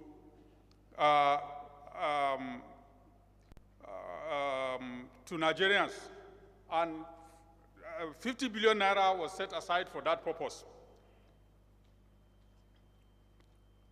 Is still on. So far, over 600,000 Nigerians have received 50,000 naira grants across the 774 local government areas. Also, disbursement of the 100 billion MSME and manufacturing loans will commence after the completion of the ongoing final stage of verification by August. Then there's the youth-focused initiatives, such as the student loan scheme.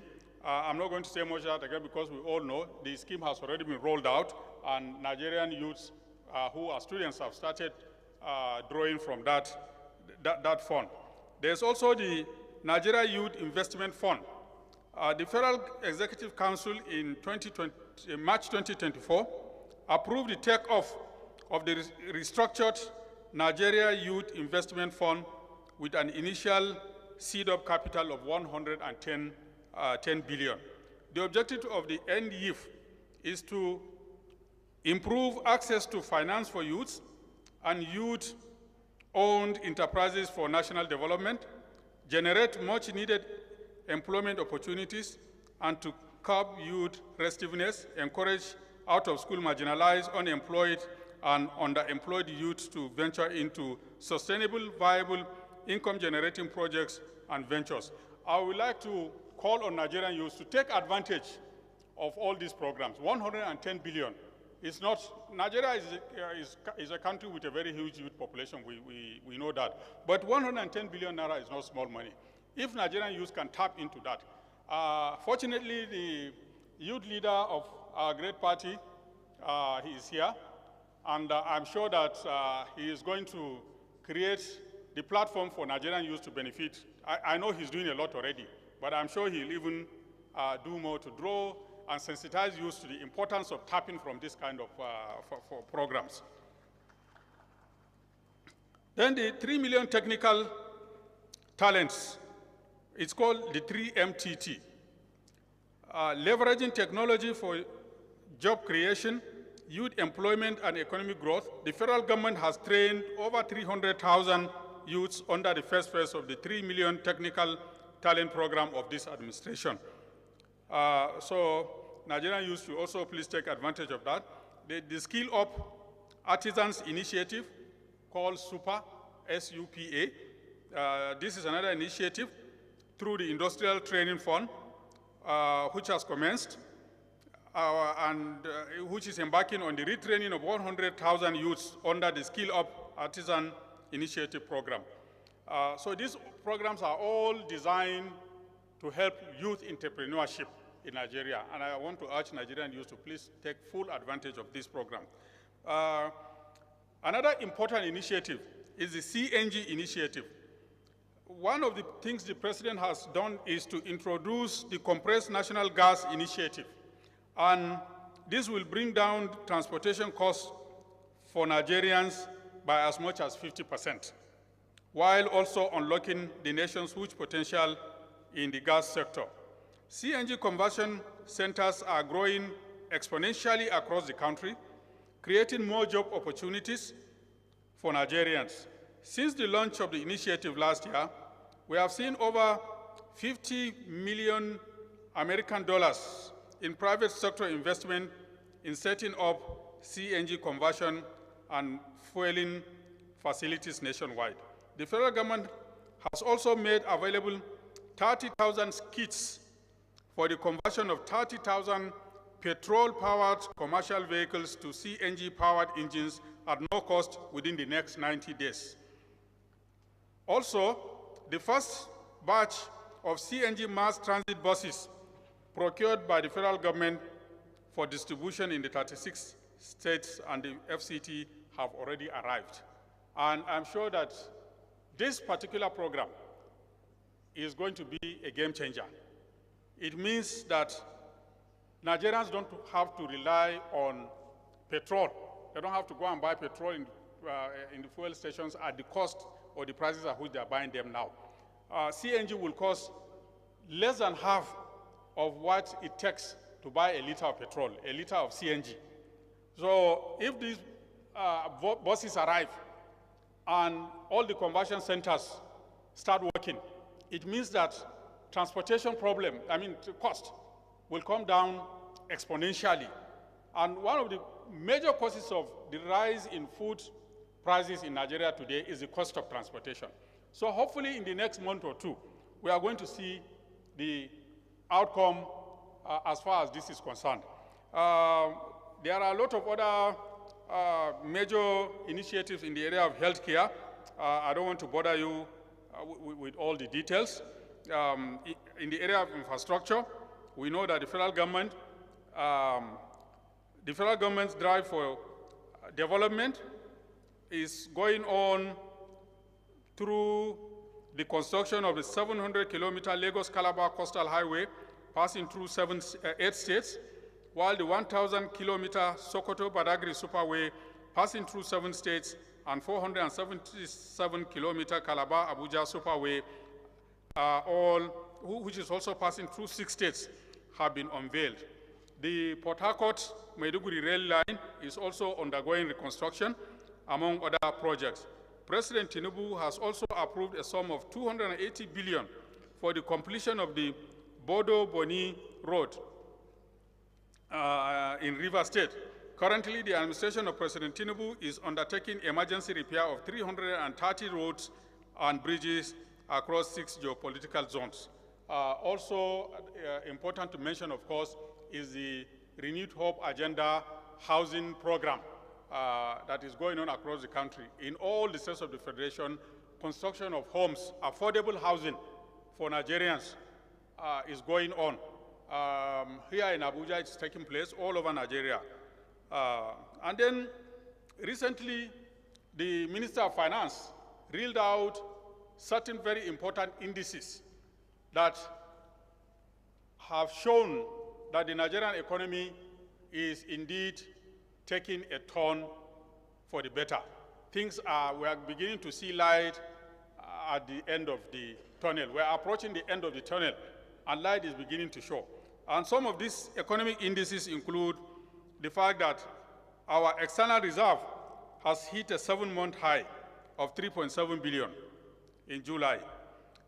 Nigeria has recorded a record-breaking trade surplus of 6.52 trillion in the first quarter of 2024. Now compare this with a deficit of 1.41 trillion recorded in the fourth quarter of 2023. So from a deficit of 1.4 trillion, we have now reached a positive increase of 6.52 trillion naira. First quarter economic growth in 2024 was the second fastest first quarter growth in the last 6 years. Another one is for the first half of 2024, non-oil revenue came to 30% more than the target in 2024. The 2024 budget target without any increase in taxes. Nigeria's external debt has fallen in dollar terms from 108 billion to 91 billion in the last year. Just 2 minutes, I'll be done. I'm almost through. The federal government has also ended the ways and means financing while still meeting all its obligations. The federal government has also fully paid back 7.3 trillion obligations inherited. One of the things Nigerians have been agitating about is the fact that our debt kept rising at a point. Now that is beginning to drop. What we are saying is that we used to owe as much as 108 billion. Now it has fallen to $91 billion. The federal government, our debt service to revenue ratio has also fallen from 97% in the first quarter of 2023 to 68% in 2024. The 2024 budget deficit is moving in the right direction, currently at 4.4% of GDP, with a target of 4.1%, down from 6.1% deficit recorded in 2023. Within the last year, the federal government has injected up to 1 trillion naira worth of incentives into the manufacturing sector to boost local production for national sufficiency and exports. And finally, renewed Hope Infrastructure Development Fund, National Single Window Project, National Consumer Credit Initiative, and implementation of presidential oil and gas directives will generate billions of dollars in new investment and economic benefits.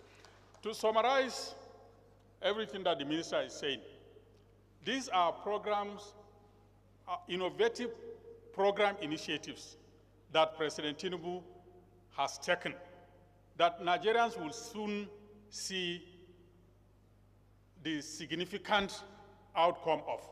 And by the time we see this, of course we admit that Nigerians are going through a very, very tough time. Everybody knows that, you know. But what we are saying is the president is doing his best. God willing, by the time these programs reach maturity in the next few months, we shall see a sea change in the fortunes of the Nigerian people. So we are appealing to Nigerians to be more patient and more understanding. The president is doing a lot to change the fortunes of Nigerians and the fortunes of Nigeria as a country. And I can assure you that by the time a combination of all the outcomes of these initiatives start showing, Nigeria will be a much better place for Nigerians. So please, we appeal to Nigerians on behalf of the Honourable Minister to continue to be a bit more patient. The end of this crisis is very much around the corner. You know, you will have to understand that it's like what we are going through is like the process of childbearing. And I'm sure that our ladies here will relate more with that. You know what it means? The pains, the trauma, the tribulations that you go through the process of childbearing. And you know that it's a temporary problem that will come to an end. And as soon as that ends, you know the overwhelming joy that comes after that. And I want to assure you that this combination of great programs the president is undertaking will, this analogy I'm drawing, you will see the result very soon. And we shall all gather for a big naming ceremony of Nigeria. Thank you very much. I believe we're all waiting for that naming ceremony of Nigeria. Yes, a lot of Nigerians can't wait. Thank you very much from the Office of the Minister of Information, very distinguished guests. We've been listening to Dr. Mohammed Bulama, the Director General of Radio Nigeria. Thank you very much. So please, another beautiful round of applause for him. For those of us that have questions, I'd beg us to just reserve them. Much later, we'd start, asking questions. But then again, very quickly, I'd like to recognize from the Office of the President, Honorable Muhammad Abba Isa, the SSA to the President on Special Needs and Equal Opportunities. He's right here with us. You're welcome, sir. Thank you for coming. Also in our midst this morning is Hajia Mejida Adamu Kuku, SA to the Minister of State, FCT, Dr. Maria Mahmood. You're welcome, ma'am. There she is. Thank you. And then for the last goodwill message, let me quickly call on Dr. Amina Salihu, MacArthur Foundation, the Deputy Director, Africa. I've been keeping you since, ma'am. You're welcome. No problem. Many thanks indeed, my sister Zaleha. As we sit in this hallowed hall, Let me affirm our leaders past, present, and emerging, and the friends of Nigeria.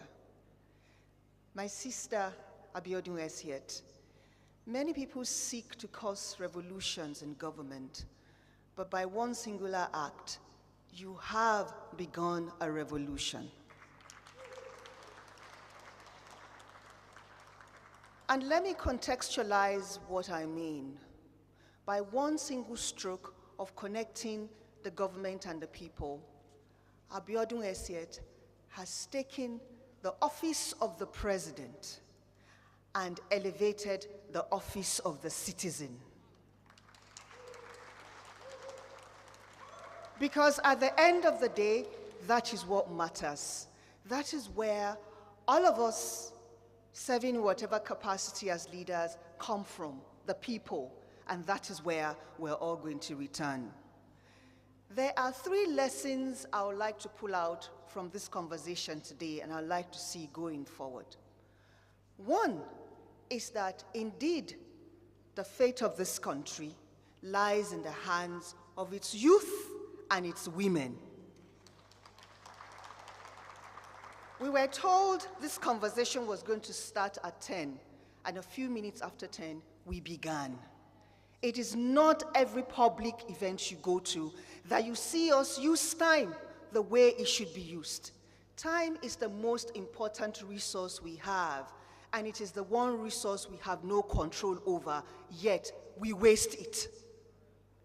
I see the coordinators of Nasarawa and Plateau are seated here, and they are women. Abiodun Esiet is young and she's female.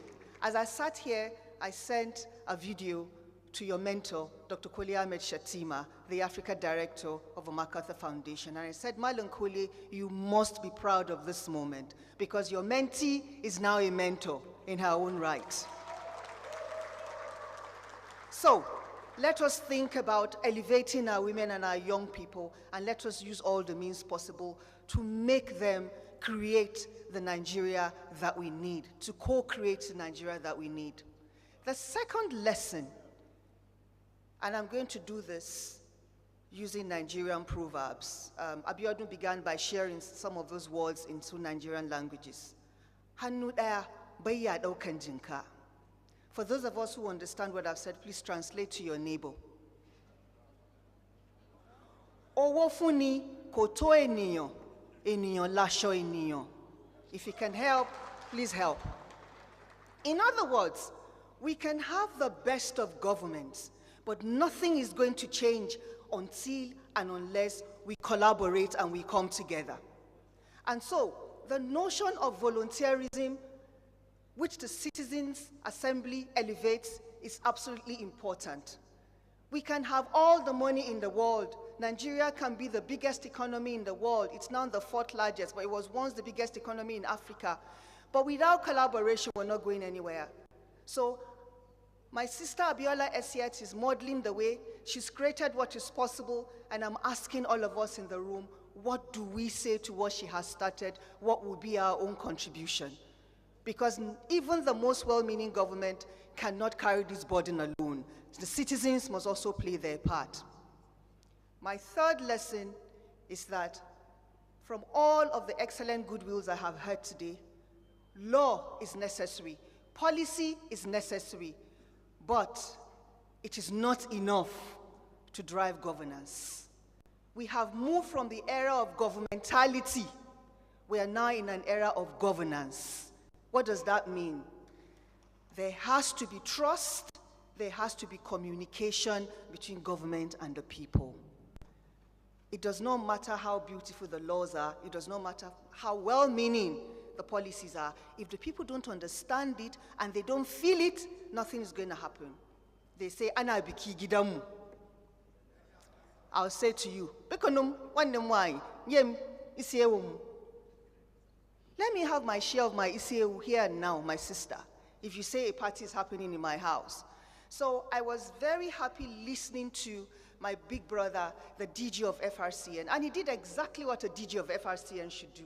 I would never have a mic like this, and I would not talk about everything that this government is about.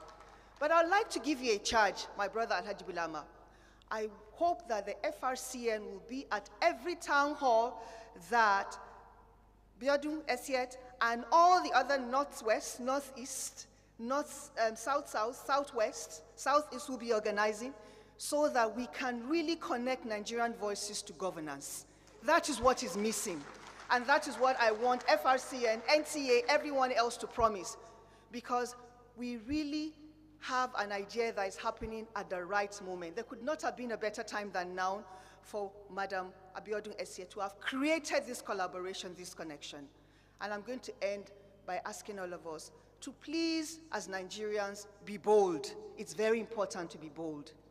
But please also be optimistic, because we have no other country but this country. And there's no other continent that we can be called first-class citizens. Anywhere else you go, you'll be a second-class citizen. So please let us be bold, let us be optimistic, but let us also be involved. Don't tell us politics is dirty and you sit back. If you're ill, you look for the best doctor. If you want to build your house, you look for the best designers. And then when it comes to the affairs of this country, you turn your back.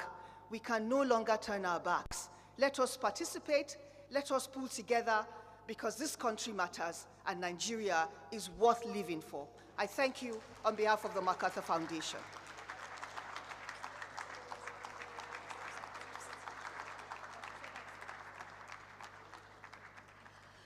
Thank you very much, ma'am. Dr. Amina Salihu from the MacArthur Foundation. When she said Hanuda and she said Eniolashoene, I was expecting to speak Igbo, ma'am. Oh, yeah, she said Inyem Isewu. Because I was wondering when you said turn to your neighbor, I was asking myself, what will Mrs. Obialunama say to her neighbor in Igbo? But thank you very much, ma'am. That was a beautiful, beautiful goodwill message. Please, can you turn to your neighbor and say, be optimistic. Don't be pessimistic. No, do it again. Be optimistic. Don't be pessimistic. Nigeria go better. Amen. We want to thank those that joined us via live stream on YouTube. We're streaming live, so please, in case you want to send a link, we'll share that on the screen very quickly. And on that note, we'll be moving on to the next agenda. But then again, I was just given this name. Let me quickly recognize Mr. Said Ahmed, Nigeria Youth Envoy to the D8th Youth Council, Istanbul, Turkey. He's right here with us. You're welcome, sir. Thank you so much for joining us. Okay, moving on, would like to quickly, oh, okay, you're quite excused. All right, you're welcome, sir. I think you have a quick goodwill message to deliver. 3 minutes, all right. You're welcome, sir. Great. Great, great. Thank you. I would like to stand on existing protocols. Distinguished ladies and gentlemen, today is a happy day for Nigeria and the good people of the North Central Geopolitical Zone, because the launch of the Citizen Assembly is a triumph of the renewed hope. This initiative is expected to serve as a distinctive moral force, just like the National Value Charter that embodies social contract between the country and its citizens. It is a policy blueprint for the national value system defining us as Nigerians and reinforcing our personality as citizens. Democracy can only thrive when the people have a voice and the power of self-determination. The administration of His Excellency President Bola Ahmed Tinubu was founded on the creed of justice, faith, unity, and good governance that is truthful, bearing allegiance to the Constitution that binds us together as a people and as a government. I want to use this opportunity to express my appreciation to the sterling courage of Honorable Abiodun Esie, Senior Special Assistant to the President on Community Engagement, North Central Region, for coming up with this political development, especially at this time. The intellectual incubation of the concept of the Citizen Assembly is grounded in the historical debates on politics and economics, taking a philosophical root. With the support of President Bola Ahmed Tinubu, the Minister of Youth Affairs, and the Federal Ministry of Foreign Affairs, the D8 Youth Council was established in May 24th in 2024 in Dhaka, Bangladesh. Honorable Abiodun Esiet was also present among the Nigerian delegation that saw that history. Please, a round of applause for her, please. The DH Youth Council is a youth component of the DH Organization for Economic Cooperation, an international organization where Nigeria is a member country. Other countries include Malaysia, Indonesia, Iran, Bangladesh, Egypt, Pakistan, and Turkey. Thank you so much.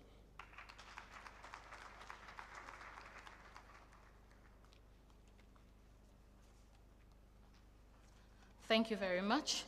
All right. In reference to what Dr. Amina said, Dr. Muhammad Bulama said he is ready, and he's speaking on behalf of his other colleagues from NTA that they're ready to partner with all the SSAs. All we need to do is, you know, let's come together and then let them know they're ready to go by what you just requested. Thank you very much, sir. And on that note, I'd like to quickly call on the representative of the SGF in person of the Chief of Staff, Christopher Terka, for the official launch of the Citizens' Assembly.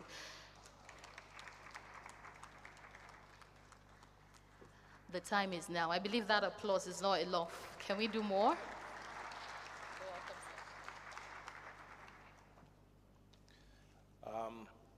The conveyor of this program, Honorable Mrs. Abiodun Esiet, Your Excellencies, distinguished ladies and gentlemen, permit me to stand on existing protocol. I was called out of a meeting by my principal, the Secretary to the Government of the Federation, Senator George Akume, to come and represent him at this occasion. I am a member of the Presidential Committee on Livestock Reform, and we're meeting right now. But because the SGF felt the importance of being in this event, he said, leave whatever you're doing and come and be here right now. Unfortunately, he himself cannot be here because, as some of us are aware, today is Federal Executive Council, and he needed to prepare the government for that. My sister, I want to say to you that you have a very daunting task ahead of you. Whenever I get on a flight and I'm told fasten your seatbelt, because I'm extra large, the seatbelt has a problem going around. And I turn to the crew and I complain and I say to them, why is the seatbelt not big enough?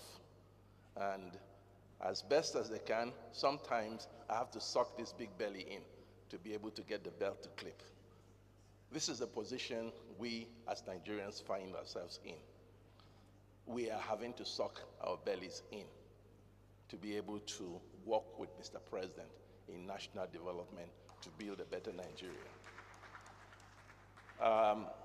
Many speakers have spoken and have said a lot of wise things to you. My own counsel to you is this. The President did not appoint you to be a voice to the people. The President appointed you to be the people's voice to him.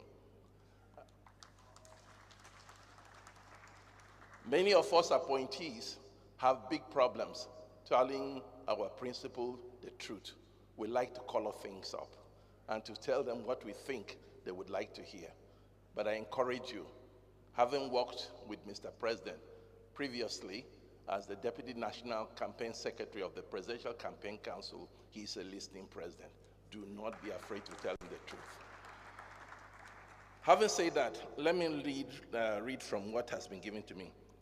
Ladies and gentlemen, esteemed members of our community, today we gather to embark on a promising journey towards greater civic engagement and collective decision-making. It is with great excitement that I officially announce the launching of our Citizen Assembly. This assembly is not just a gathering of individuals. It is a forum for your voices to be heard, your ideas and aspirations to be noted. It represents our commitment to fostering democracy at its finest. an opportunity for each of you to participate in shaping the policies that affect our lives and our future. In recent times, we have witnessed a growing divide in opinions and perspectives. I was really disturbed when I saw the statistics you put out, that from what you have done so far, it seems government is still far from the people. We need to get closer to the people.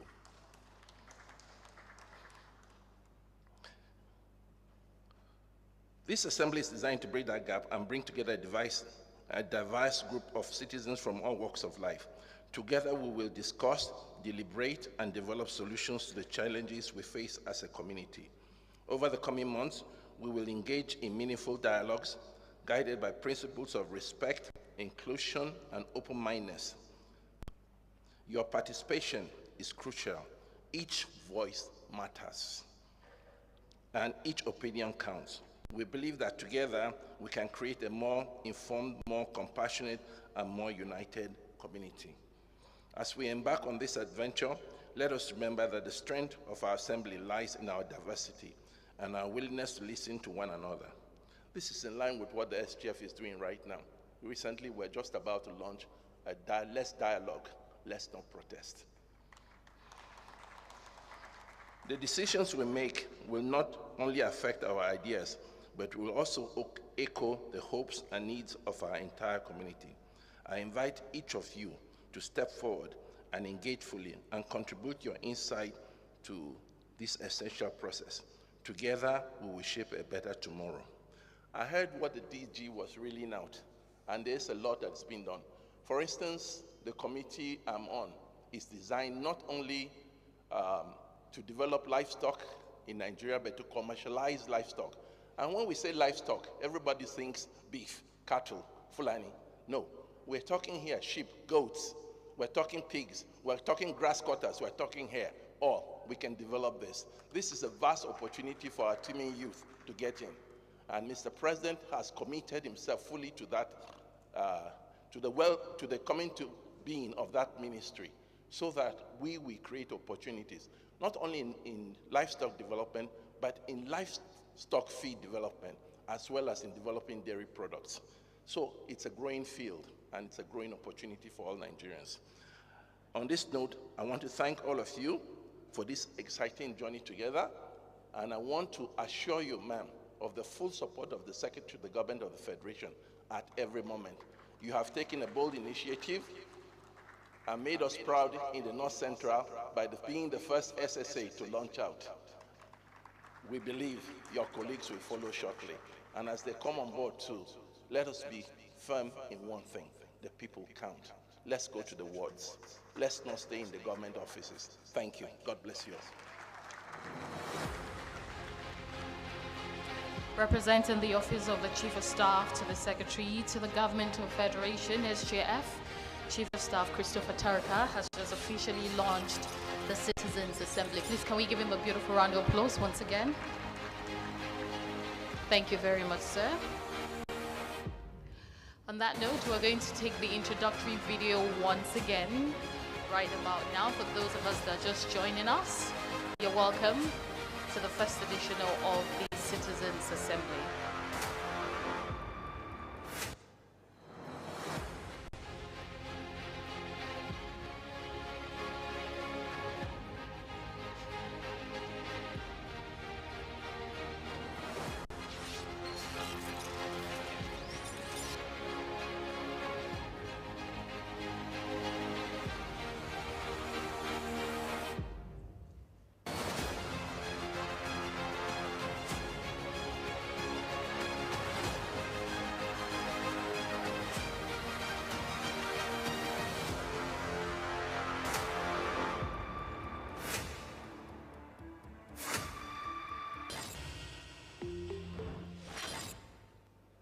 Welcome to the launching of the Citizens Assembly.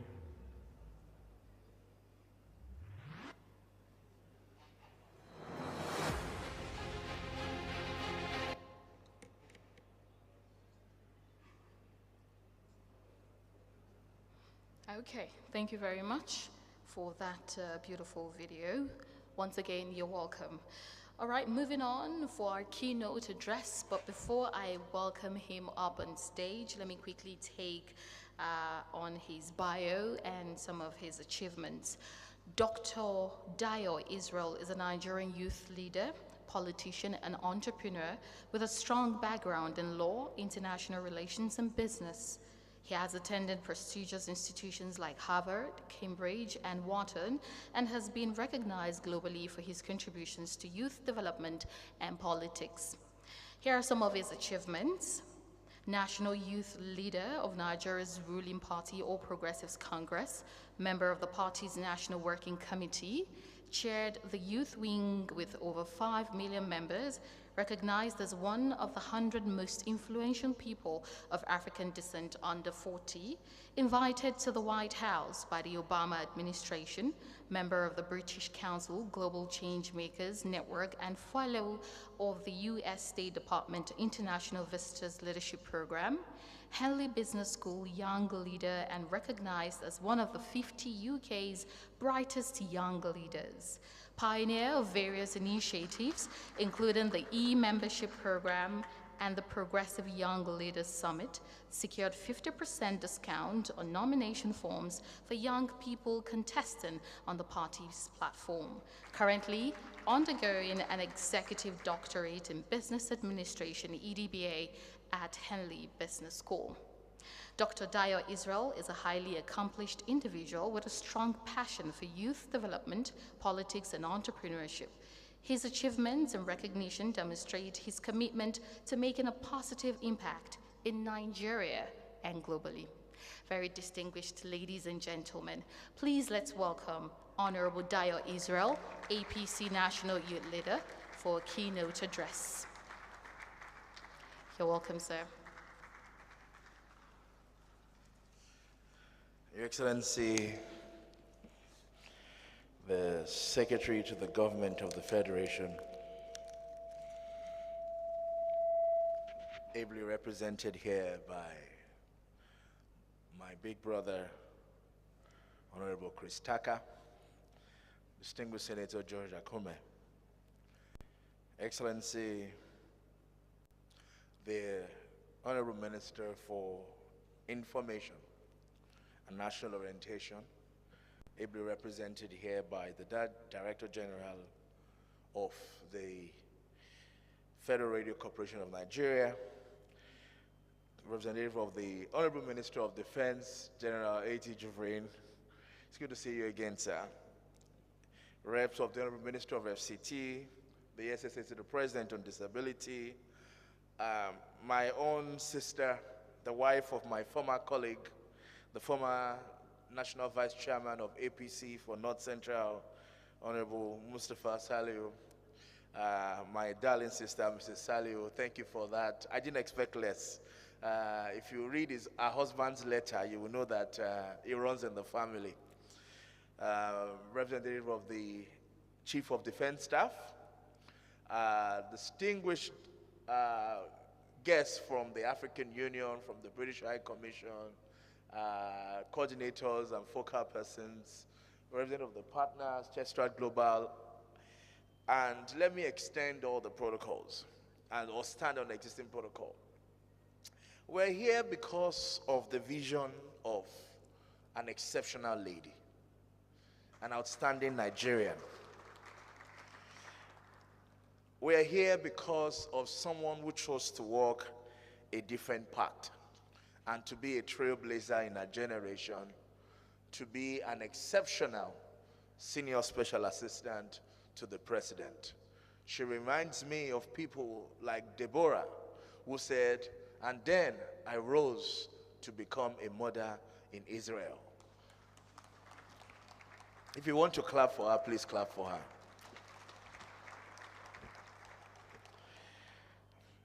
She's my Chinese sister. We're both in China just last week. Just that she came a few days from me. I came in yesterday evening. Abiodun Eshet, we are very proud of you. The Nigerian youth are proud of you. I have been to the villa, I think almost 20 years now I've been coming to the villa. I've been coming at least since 2002 when President Obasanjo was head of state in December, or 2001, 2002, I was chairman of the Presidential Summit of Nigerian Children, the I See Hope. But at no time have I ever come to the villa and this place has been used like this. It takes somebody who thinks out of the box. And you may not understand why we're here. We're not in the banquet hall. We're here in the midst of history, surrounded by the founding fathers of our great nation. You know, when the scripture says in Hebrew that we have a great cloud of witnesses, this is what they're talking about. That what we're doing today is historical for us. We are being observed by founding fathers of our great nation. From people like Chief Nnamdi Azikiwe, or even far back as Sir Lord Frederick Lugard, up to Dr. Goodluck Ebele Jonathan, and all the leaders, General Muhammadu Buhari, Agu Ironsi, are witness to what we're doing today. But the greatest witness are the young people who are here, the volunteers who have given their time, their energy, and their resources to help to make the vision of our super intelligent SSAP a reality. The Chinese have a word. They say, you Chennai, you Kenai. Good thinking, good product. This is good thinking and good product. But I'm not surprised that Biodun is doing this because she comes from the development family. I come from that family too. Started NGO when I was 8. I was part of CLO, CDHR. Back then, Abdul Oro, Ayobe, and the others, and started my own NGO. And, you know, Biodun has been there for almost 20 years now too, serving a generation, even when she never thought that she would ever serve in this presidential villa. And because of our volunteerism, our partnership, our service to humanity, when there was no money and when there was nobody watching, today she sits in the echelon of power as a special assistant to the president, not representing our interests, but speaking for the voices that have no voice in Buruku, Benue State, in Taraba, in Kwara, Ilorin, and Ilorin, for example, and many cities in North Central. Like Honorable Taka said, ensuring that she becomes a voice for the voiceless in the corridors of power. I think she deserves a big round of applause. This is what we need at this time. Our country sits on the press of danger. We are sitting on a keg of gunpowder. There is so much disquiet in the land. Oppositions are trying to take advantage of the situations. Our good intentions are currently being misunderstood because life has its element of pain. I always talk about building and construction. My friend Sujimoto is building one of the tallest buildings in Banana Island in Lagos. And it's amazing when you look at what has gone in there. Let me talk about the story for a minute. He's building a very tall building. So for him to go up, he's had to dig deep to do piling. He's got to do massive piling on the structure, on the land, which means the higher he wants to go, the deeper he wants to. So now, Suji has brought so much cement, so much materials, and so much casting, pouring it into the ground to form the base and the foundation. Now, this is the shocking part. On that location of the site, he has built like aluminum pans surrounding. So people who are going out on the street cannot see what is going on in there. Yet he has spent over 2 billion on just piling and nobody has seen nothing. And so the mockers will go and say, what exactly is he building? He says he's building the toilet. We've not seen anything for almost 2 years. He said he has spent 10 billion. That's a lie. Where is 10 billion? We can't see it. But you can't see it because he's building down. You cannot effectively build up until you are built down. And so when people say, what is Asiwaju Bola Ahmed Tinubu doing? Please help me look at them and say, he's building down. Because you cannot go up until you have gotten down. Ezekiel, I think chapter 7 says, and then I sat where they sat, and then the word of the Lord came unto me. There's always a moment where you sit where they sat, where you have to be attentive, active, engaging, and listening. And that is what this citizen engagement project is all about. Sitting where they sat, where the people who matters most, the citizens, the grassroots, the locals, where they sit. That is the work of citizen engagement. To be able to feel their pains, understand their yearnings, and take the message back to the president and say, Mr. President, as noble as our ideas are, we also need to make adjustment here and here and here and here. And that is what it takes to have a listening president who can now say, is that what the people are saying? Don't worry, we are going to make an adjustment. And that is what the president has been doing. They said, oh, why does he say he wants to do this and do this again? Because in project management, there's what is called iteration. You try a process, you look at the impact and the result, you see if it fits, you make adjustment, because there's no one size fits all. Our country is too diverse, it's too dynamic. There are so many peculiarities that makes things require some level of thought, rethinking, learning, unlearning, and relearning. And so, with initiative like this, we're able to then go back to the people. And there is nothing as important, as critical, as sitting where people sit and hearing their thoughts, hearing their concerns, and iterating that and taking that to the places that matter most. Let me wrap up with this. The United States Constitution starts with the statement, we, the people of the United States. The same thing with the United Nations Charter and the African Union Charter. I believe it's the same thing for the Constitution of Nigeria. We, the people, the biggest arm of government, the biggest strength of our nation, the biggest resource of our country. It's not the oils of the Niger Delta or the granite empires of the north. It is we, the people of the Federal Republic of Nigeria. And as such, citizenship engagement, people's engagement is critical to the success of our administration. It goes beyond voting and participation in election. It's about ensuring that local communities feel the impact of their government and that government effectively invests in our community. When I was in Lagos State serving on the board of SUBEB, I had the privilege of being invited by the SSG to the governor to serve on a committee called OCAT, O-C-O-A-T. And it was one of the biggest achievements of my time in Lagos. One community at a time. It was a project to impact community engagement, one community at a time. And through that project, we were able to build some boreholes in Badagry.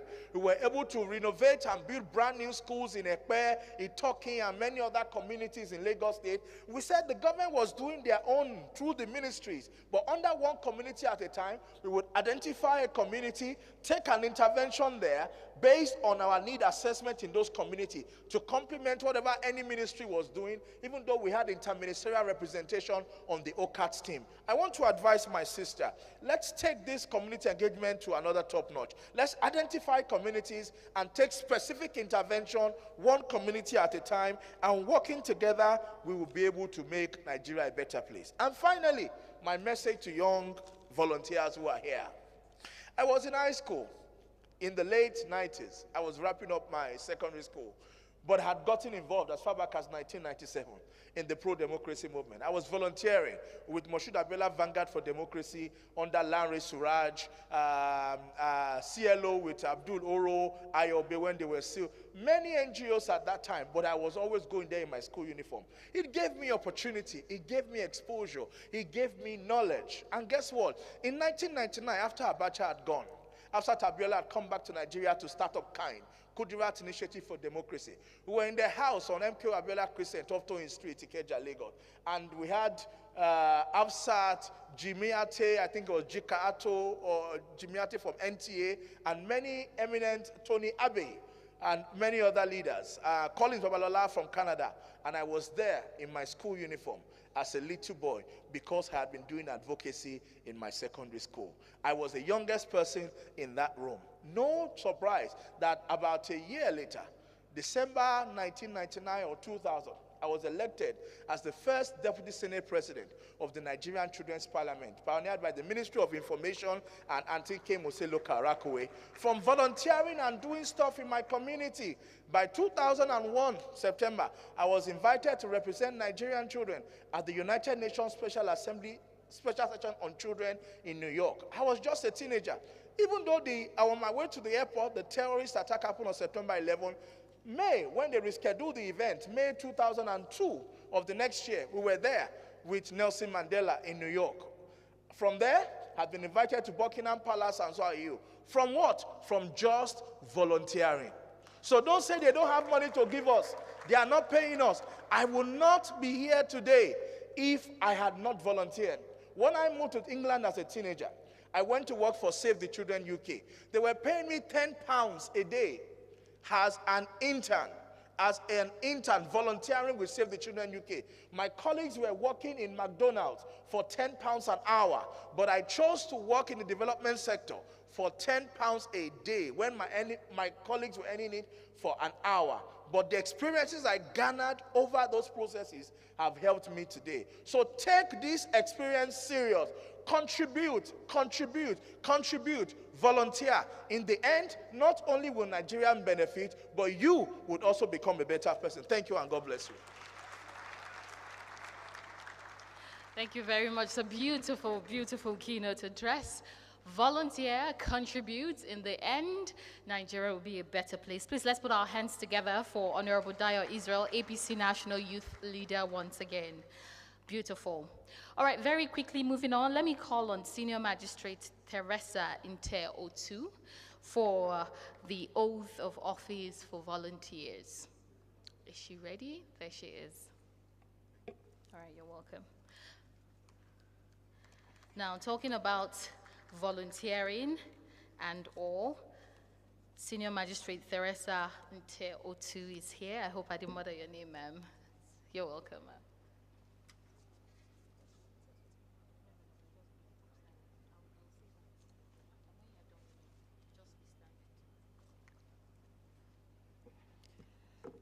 It's a pleasure to be here at this auspicious occasion. My name, as is heard, is Senior Magistrate Teresa Inte-Otu, and my task here is simple. We said a whole lot about the work of our dear sister and friend, as I called her, on what she has been doing. We'll go straight ahead, we'll call on the volunteers to come over. No, the volunteers can be upstanding, okay, please. The volunteers can be upstanding. Now, talking about the volunteers, these are just the selected few that were picked in the city of Abuja within the FCT. We have over 500 volunteers across North Central. So please, let's give the volunteers a round of applause, and Mrs. Abiodun said for doing this. Next, they will be visiting Niger State, and also, if you can, just turn around, you see the selected few that were picked within the city of Abuja. Okay, I'll be handing over to my colleague, Barrister Ojen Obasi, to lead them, to administer the oath to them.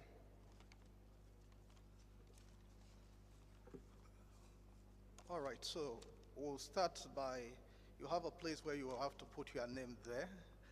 So you'll repeat after me as I speak, you also repeat. I, your name, solemnly pledge to serve as a dedicated volunteer of the Citizens Assembly on community engagement, North Central, with honesty, integrity, and commitment. I vow to fulfill my responsibilities diligently and to the best of my abilities, striving to foster meaningful community engagement, promote civic participation, and contribute to local development initiatives in my community and my state. I pledge to gather and relay accurate and timely information on opportunities and challenges in my constituency to the Office of the Senior Special Assistant to the President on community engagement, North Central. I will maintain respectful and cooperative relationships with stakeholders, actively participate in state level and regional programs, and attend monthly meetings to discuss critical issues and collaborate on community engagement initiatives. I understand the importance of transparency, accountability, and confidentiality in all my interactions and activities as a member of this assembly. I commit to upholding the principles of integrity, impartiality, and respect in serving the community and striving for positive change. I acknowledge that with this role comes the responsibility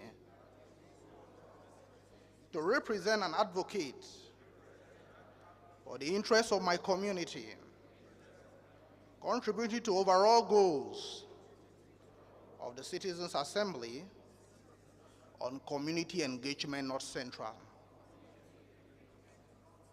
Therefore, I take this oath voluntarily with a sense of purpose and dedication to the betterment of our communities and the collective growth of the North Central region. So help me God. Congratulations. Yeah. Okay. Once again, we say congratulations. Please, let's give them a round of applause. They've taken the oath of office, and you know what it means to take an oath, isn't it? Let's take a quick speech from one of the volunteers in person of Alex Emmanuel Tesser. Mr. Alex, kindly come forward and give us your speech. It's not easy, right? Good morning, sir. Good morning, everybody. I would like to stand on the existing protocol, and I'll beg that you bear with my voice.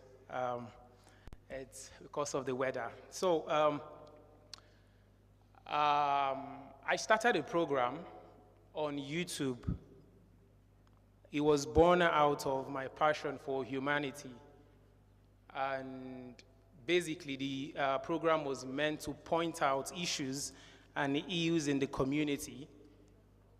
Even though I can't solve them, I wanted a means that would disseminate these issues so that people in authority, stakeholders, will come to the rescue of such communities. And my first video was from a community in Lokogoma. Their bridge was it got collapsed, I think 6 months ago, and it has separated that community from the city center.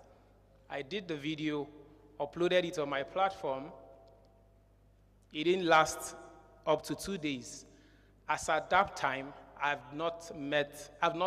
don't know who the SSA, Mrs. Abiodun said who she is. I've never seen her before, and she came across this video. To my utmost surprise, she communicated and promised to visit the community. As a Nigerian, I felt this is not real because we've been coming across promises that were not fulfilled. So, to my surprise, she visited and came to the community right at the bridge, gave us an update on what is the situation about the bridge and how the issue will be resolved. I was so excited, and I want to, today on this platform, really appreciate and commend her efforts for her selflessness and accessibility. I know for a fact that not every administration has been this accessible. On this note, let me just give you a brief note on how I became a volunteer. I saw the notice and I applied. And just like every other person that was selected here, I got selected. And on this day, I want to pledge my full commitment to this assembly. And on behalf of all the volunteers, I want to say that we are really grateful and we thank you for this opportunity, and we pledge our full commitment. And I also want to urge all volunteers, we were not forced. We applied voluntarily, and we say that we want to do this as a volunteer. I urge you all to put in your best, since this is a cause for a greater growth of the nation. Thank you very much. Thank you very much, Mr. Alex Tessa. And on that note, we're going to take group photographs, please, with those on the high table first, and then we'll take on the volunteers. Thank you very much, and keep doing what you do. So please, group photographs. I think here, background here is okay? Yes.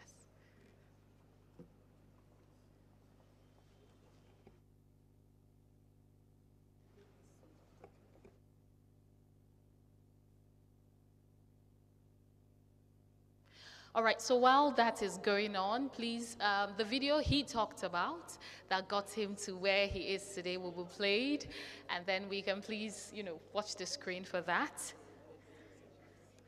Would say congratulations to all volunteers. We're really proud of you. This means a lot. It is a great step to better achievements.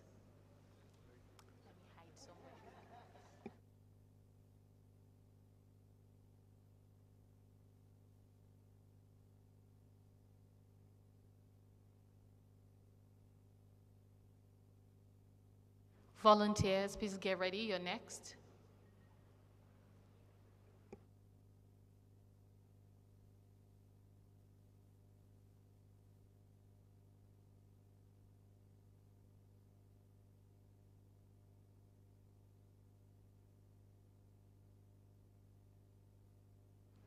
Let's have the volunteers. Please. The volunteers will join us. They'll be right behind.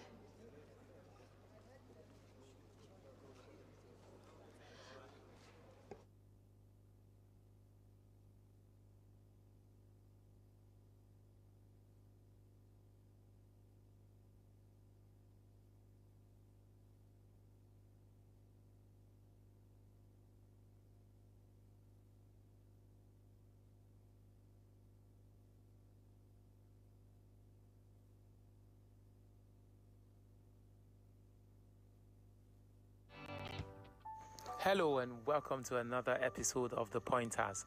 So today we're giving you updates on this video, one of our first video actually, about the Dogongada Community Bridge. So the video went viral after we did it, and one of the president's essay saw the video, and she was concerned, and we communicated and she gave an update. So this is what she said. She said she spoke to the Honorable Minister of FCT, and he said that bridge, this particular bridge, they are in the process of awarding the contract. So it's just a little while, construction will start. And she even promised before we go for tea break, please, let's be seated so that we can watch the screen for the video. Thank you all. She came and saw things for herself. Thanks for the video, and I followed up with the ministers and the AMAC local.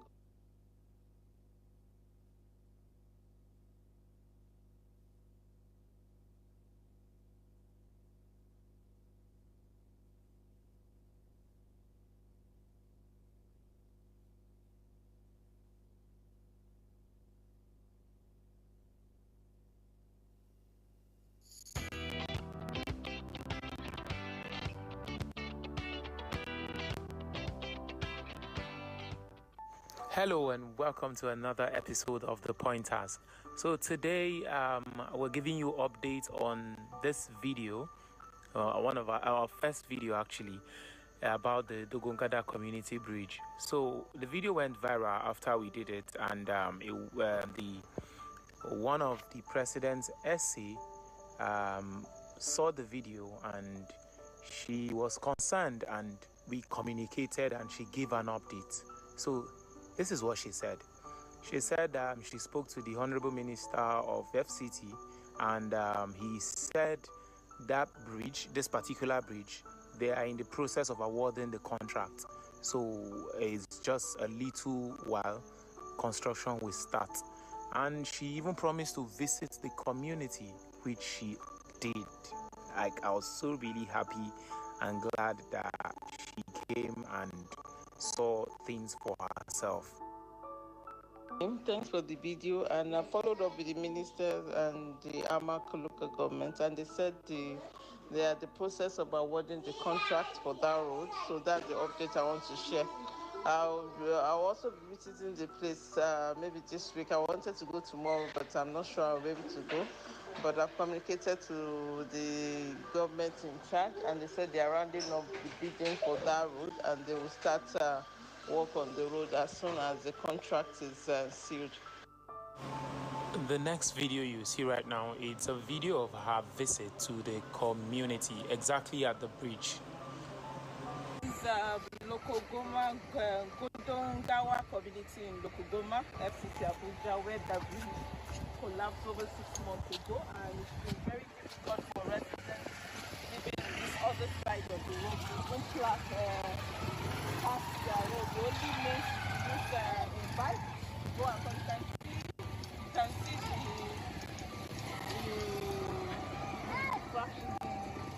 the way the bridge collapsed. You can see the river. You can see people are already walking there trying to escape from the land. And you can appeal to the minister to see how this road can be repaired, and also to your AMAC chairman to see how this road can be repaired as soon as possible for residents of this Sogongawa community to be able to access their living, their houses freely. You know, most of the people that have cars cannot even take their cars. This is how far they could take their cars. And you know, they have to come down, use bike, and you know, it's very dangerous even at night.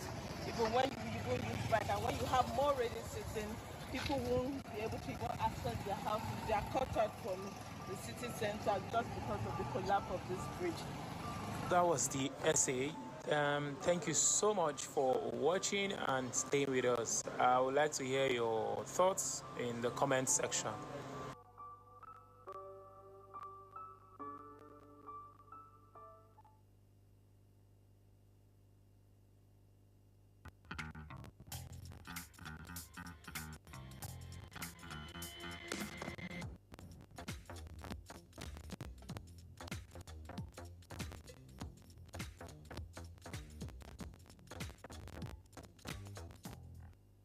Are you a STEM?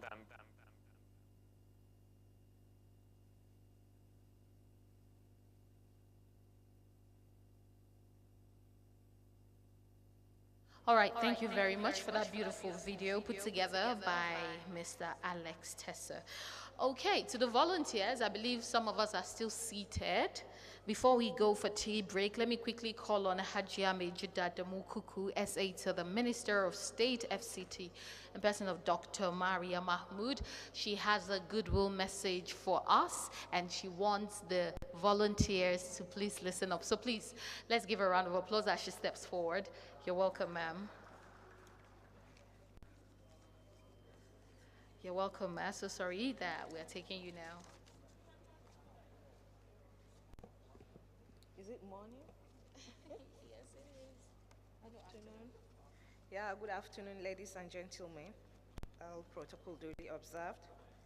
Once again, my name is Mejida Mukuku, SA to the Honorable Minister of State on Social Investment Programs. And I'm standing here to represent her. And I'm here to express her regrets over the inability to be in person. As usual, she's attending to other state functions. So here is her speech. It is with immense pleasure and deep sense of responsibility that I stand before you today at the launch of Citizen Assembly. This initiative, championed by Mrs. Abiodun Esiet, the amiable senior special assistant to the President on Community Engagement North Central, mark a significant milestone in the ongoing efforts of the renewed hope agenda of Mr. President Bola Ahmed Tinubu's administration to foster inclusive governance and enhance community engagement within the North Central Zone. Today's gathering is more than just an event. It is a movement that creates a more participatory and inclusive governance framework where every voice matters and it's amplified, and every citizen has the opportunity to be empowered to influence the decisions that shape our collective future. We are committed to ensuring the highest level of governance hear the voices of our citizens, as evidenced by the establishment of the Citizens Assembly in the North Central Zone. We find ourselves at a pivotal moment in our nation's history, confronted with inherited and evolving economic challenges. These challenges are complex, complicated, and multifaceted. Their solution requires the collective effort of the citizens. This assembly will serve as a platform for harnessing ideas, creating change agents, and community influencers who are prepared to contribute to the development of actionable solutions to the issues that confront us every day. Through this initiative, we aim to empower our citizens to take an active role in governance, fostering a culture of collaboration and mutual respect. I'd like to thank the Senior Special Assistant to the President on Community Engagement for North Central Zone for her visionary initiative. Your dedication and hard work in bringing this project to fruition are commendable and will undoubtedly have a lasting impact on our communities. You will require support from the FCT administration. To the members of the Citizens Assembly, like the volunteers, you have a crucial role to play. Your engagement, ideas, and commitment will be instrumental in driving the change we aspire to see the noble objectives of the renewed hope agenda of Mr. President come to life. You connect the government to the people, and your effort will help us create a more responsive and accountable governance system. As we begin this assembly, let's keep in mind that collaboration, mutual listening, and prioritizing the common good over individual interests lead to the true progress. Let us embrace this opportunity to build a more inclusive, equitable, and just society. On behalf of the Honorable Minister of State, Dr. Maria Mahmoud, I wish to express her gratitude to all who have contributed to making this day possible. Your efforts are a beacon of hope and a source of inspiration. Together, we will pave the way for a brighter future, where every citizen has a voice and every community thrives. Thank you, and may this assembly be the catalyst for the positive change we envision for our beloved North Central Zone and our great nation. Long life Citizen Assembly, long life the North Central Zone, and long life Federal Republic of Nigeria. Thank you. Thank you very much, Hajama Ijida Adamukuku, SA to the Minister of State, FCT, Dr. Maria Mahmoud. Right now, we're taking a quick tea break. We are to go to the left. The ushers are standing there to direct us to where we are to take our teas. So please, very distinguished guests, if we don't mind, if we're not so busy, please, let's go for tea break. Thank you. Yes.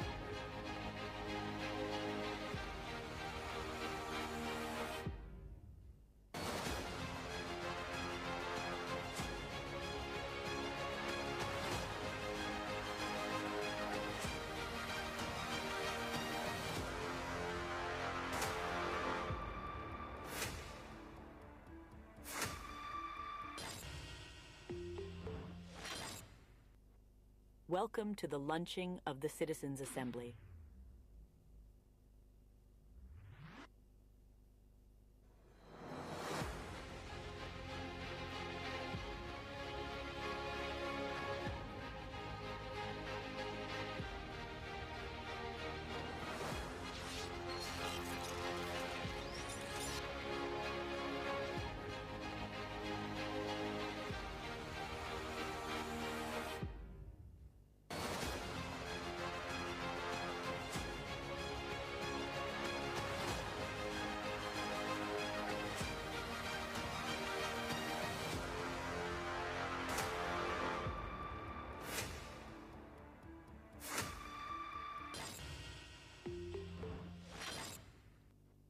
Welcome to the launching of the Citizens' Assembly.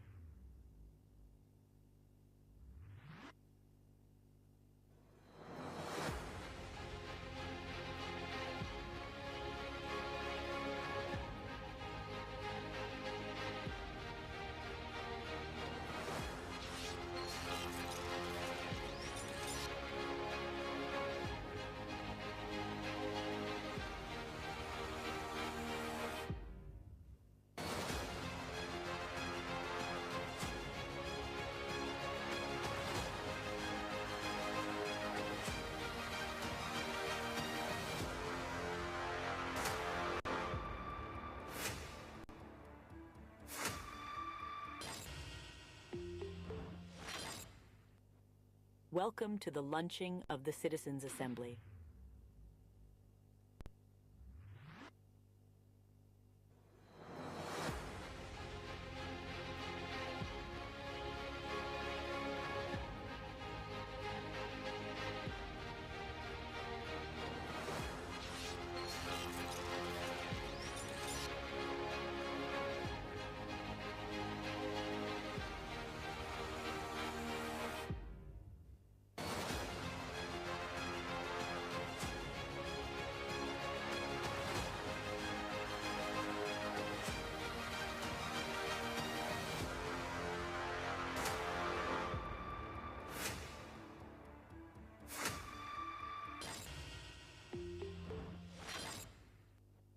Welcome to the launching of the Citizens' Assembly.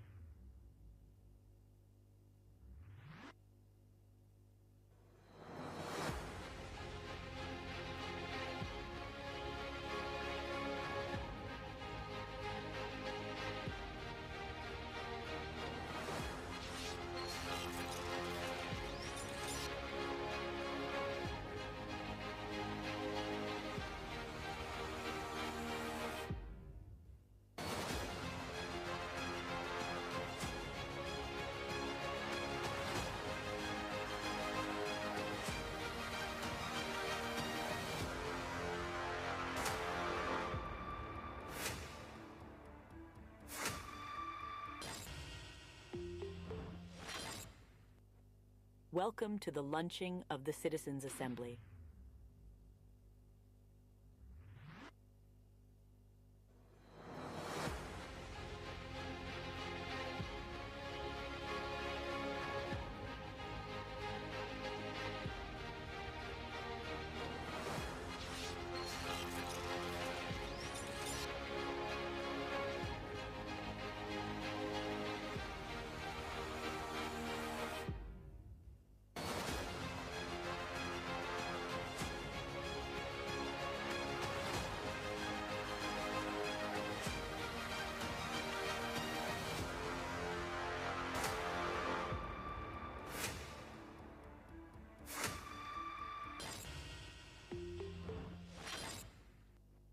Welcome to the launching of the Citizens' Assembly.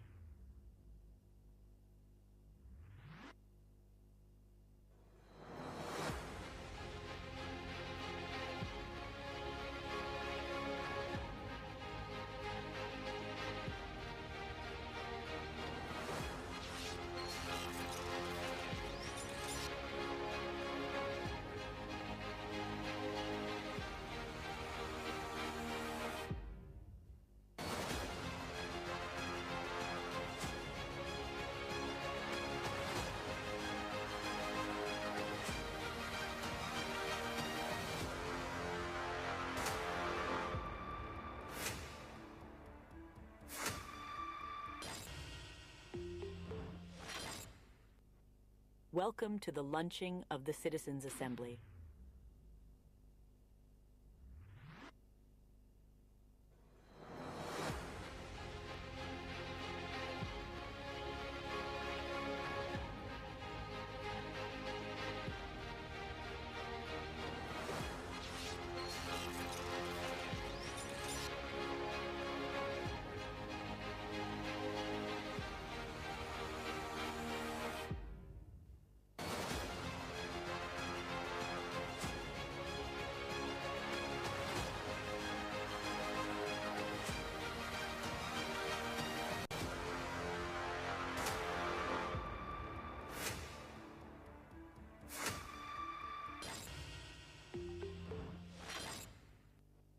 Welcome to the launching of the Citizens' Assembly.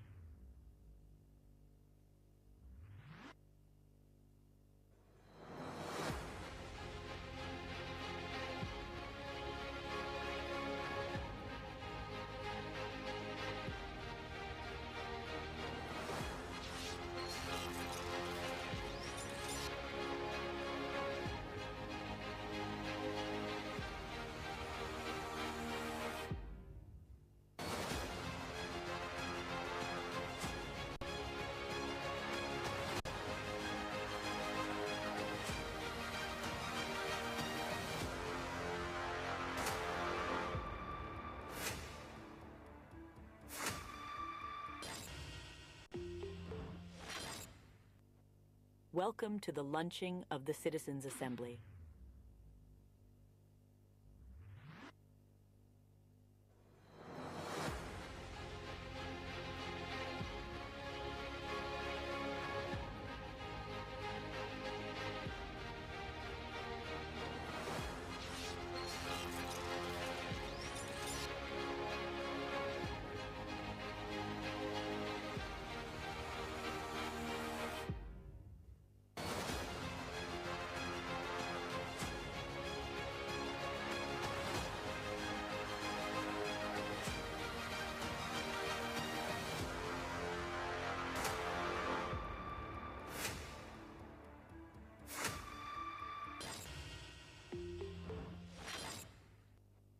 Welcome to the launching of the Citizens' Assembly.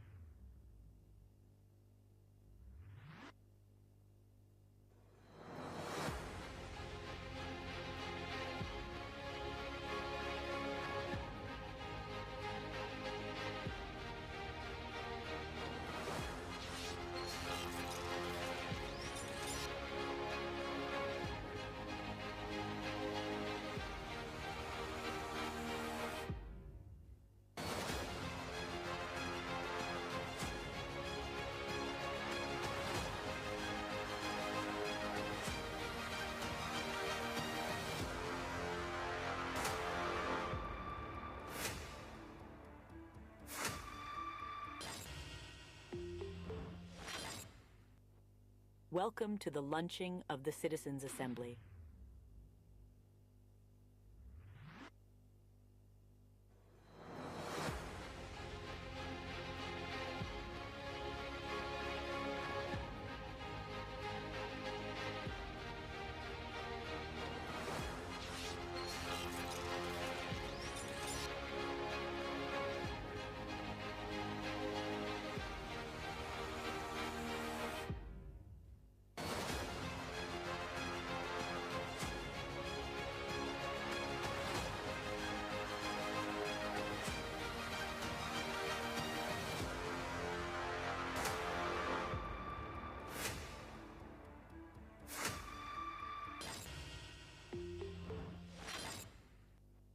Welcome to the launching of the Citizens' Assembly.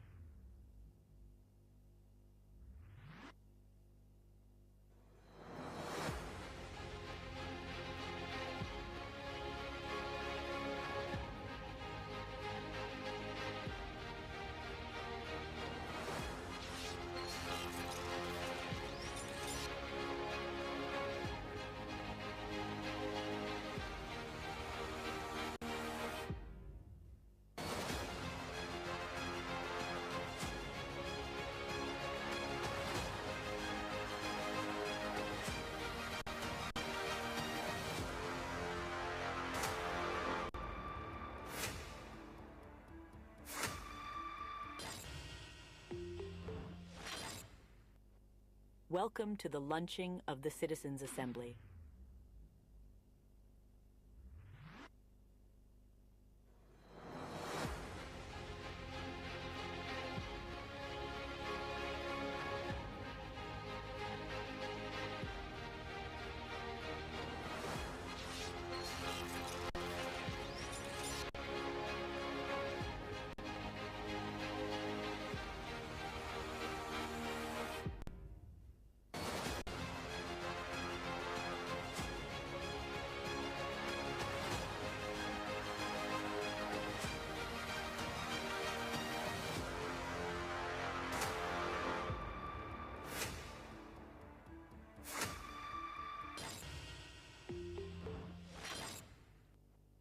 Welcome to the launching of the Citizens' Assembly.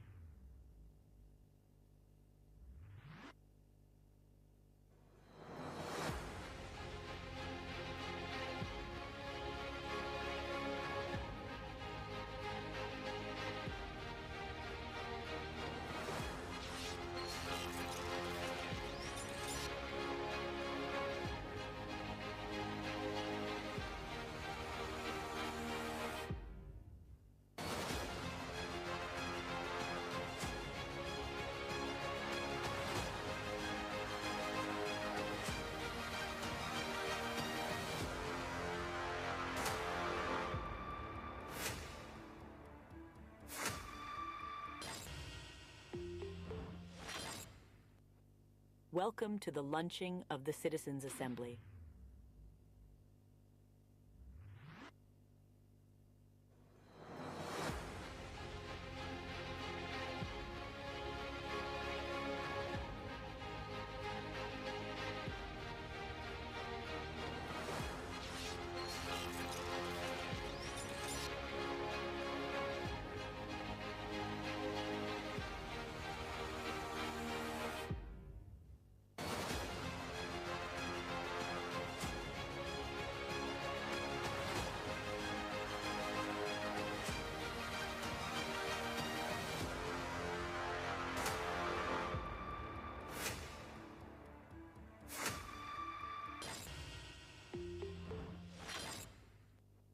Welcome to the launching of the Citizens' Assembly.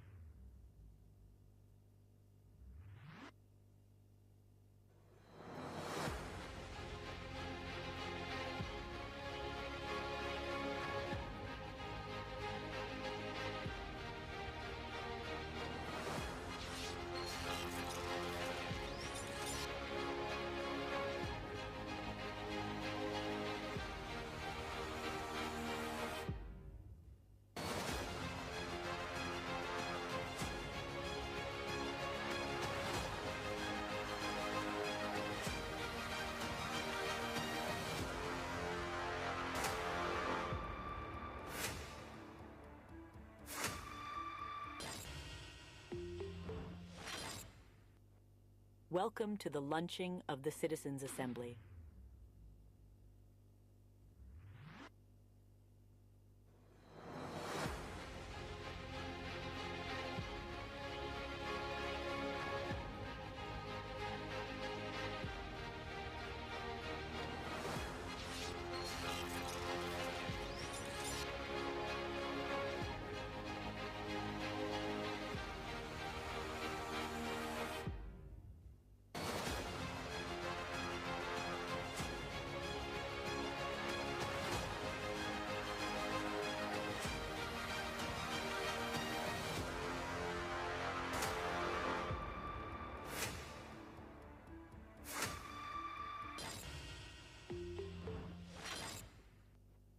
Welcome to the launching of the Citizens' Assembly.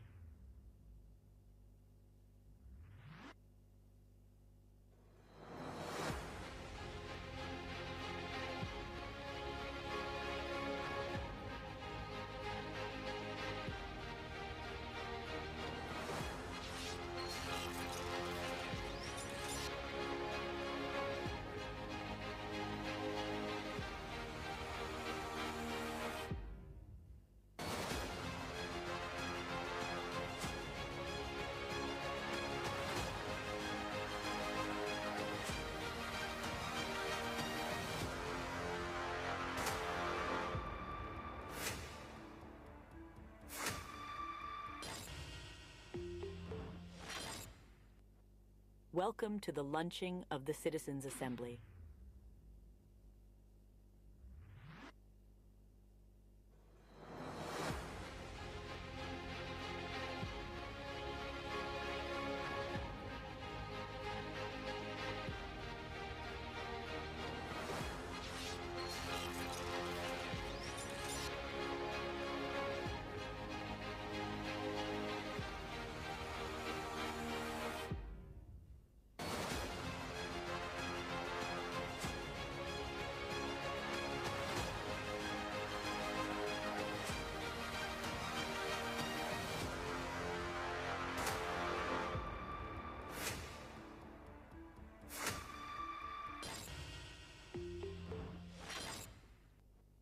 Welcome to the launching of the Citizens' Assembly.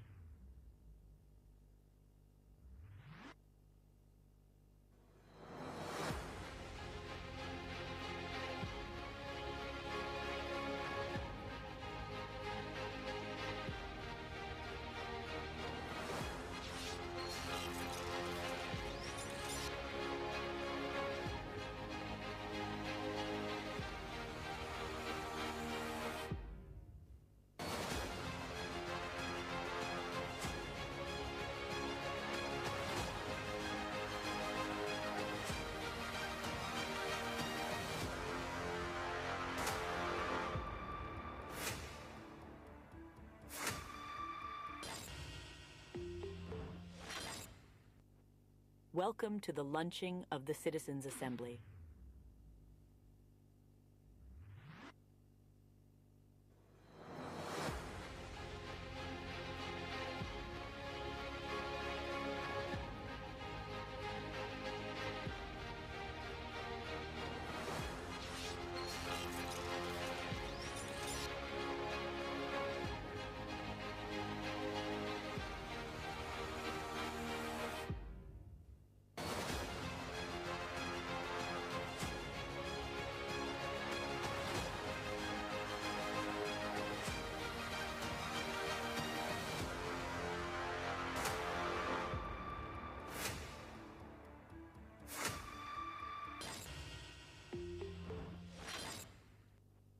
Welcome to the launching of the Citizens' Assembly.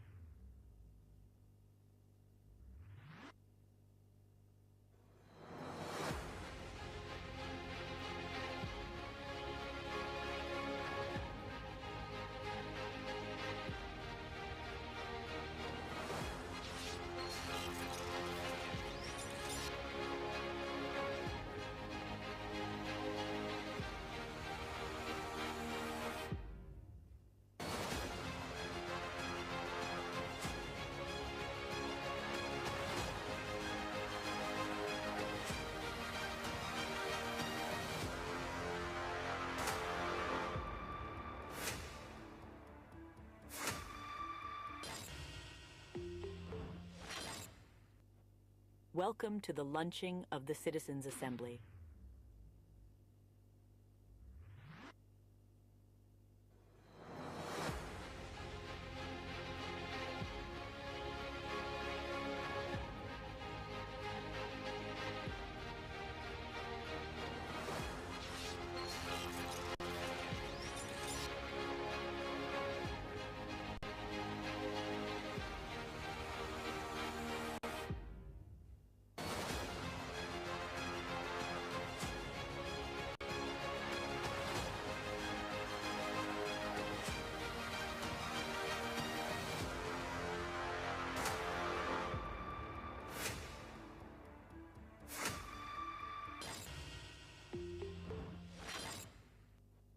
Welcome to the launching of the Citizens' Assembly.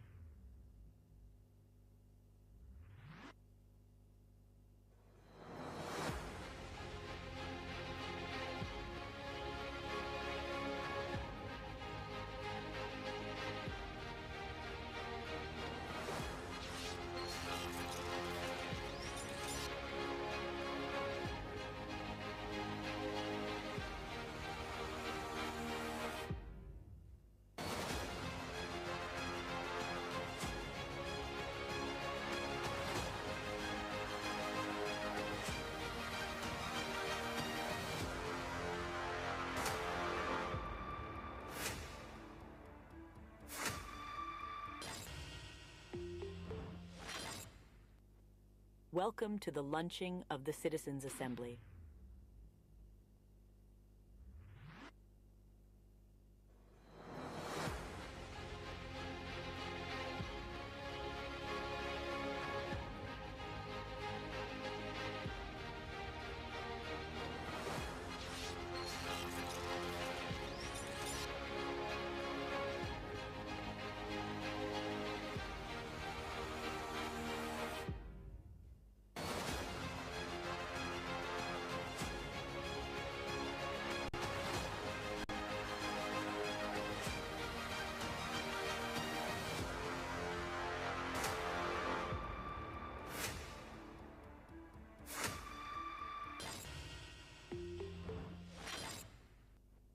Welcome to the launching of the Citizens' Assembly.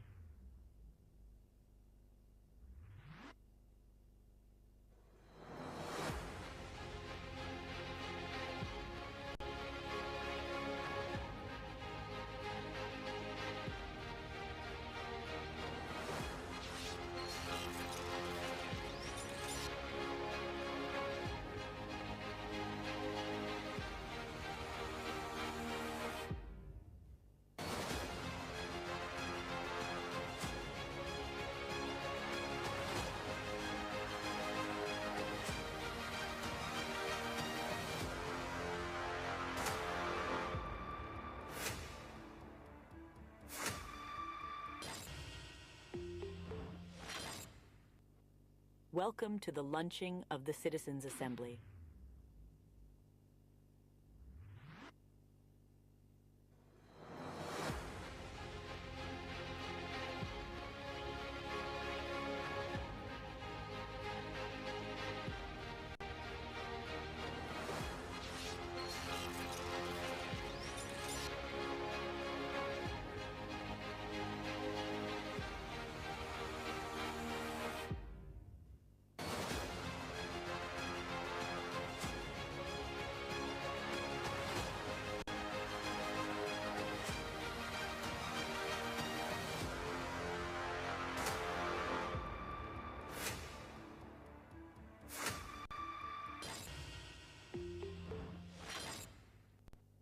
Welcome to the launching of the Citizens' Assembly.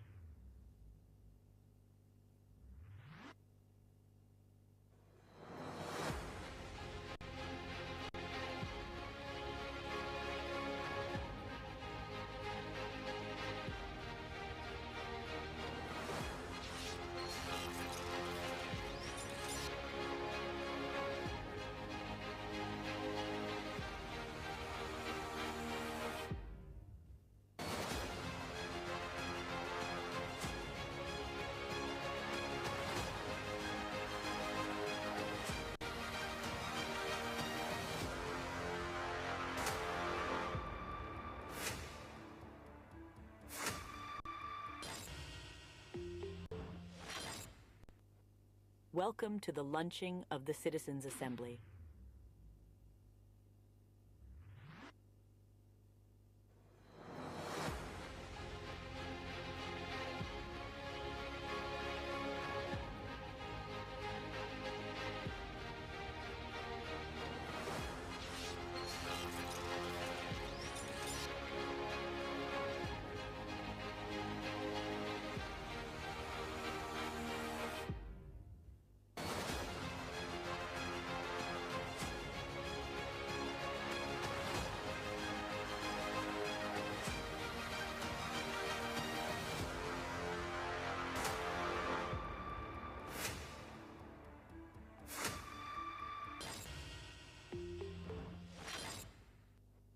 Welcome to the launching of the Citizens' Assembly.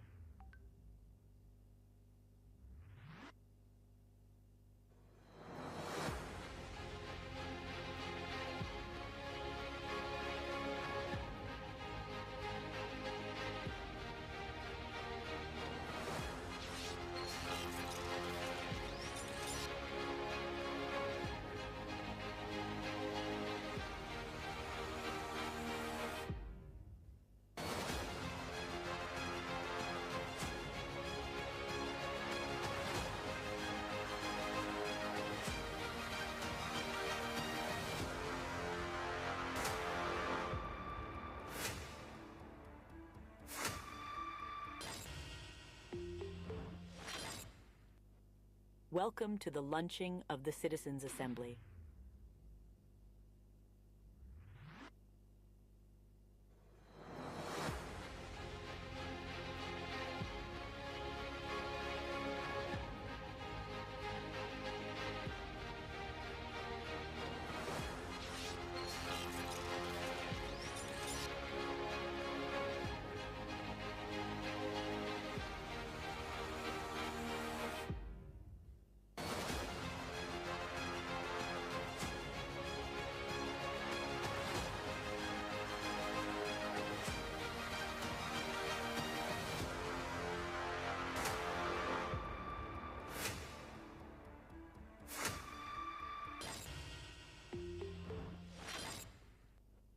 Welcome to the launching of the Citizens' Assembly.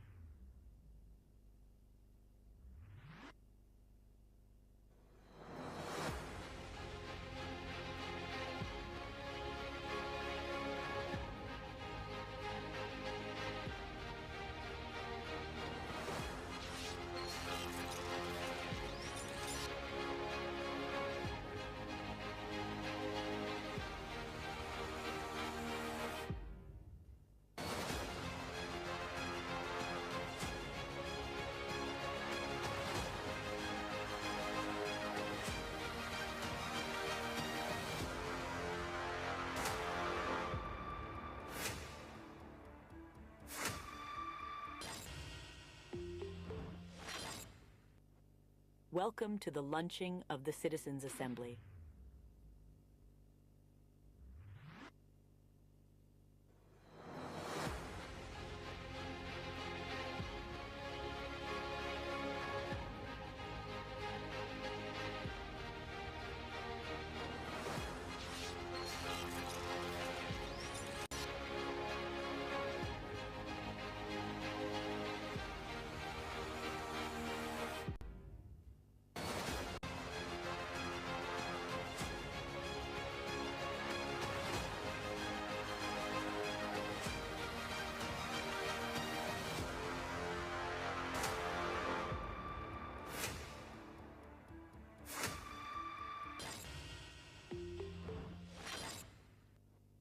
Welcome to the launching of the Citizens' Assembly.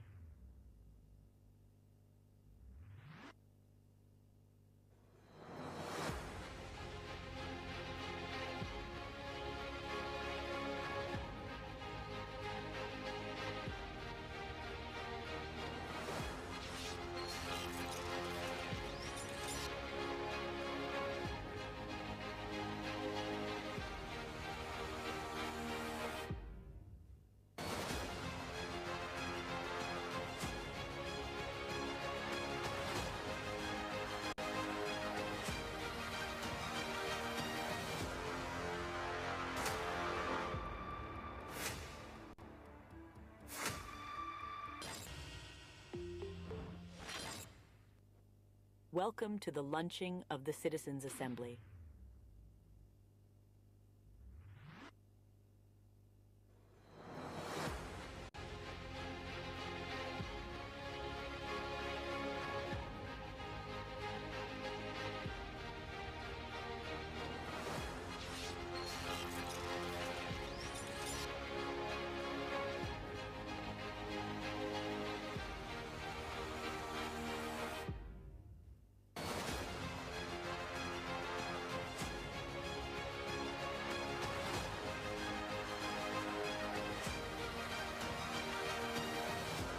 All right, we're waiting for everybody to converge back into the hall. Tea break is over. The first session is about to begin. So please, let's all converge back into the hall. Thank you all so much.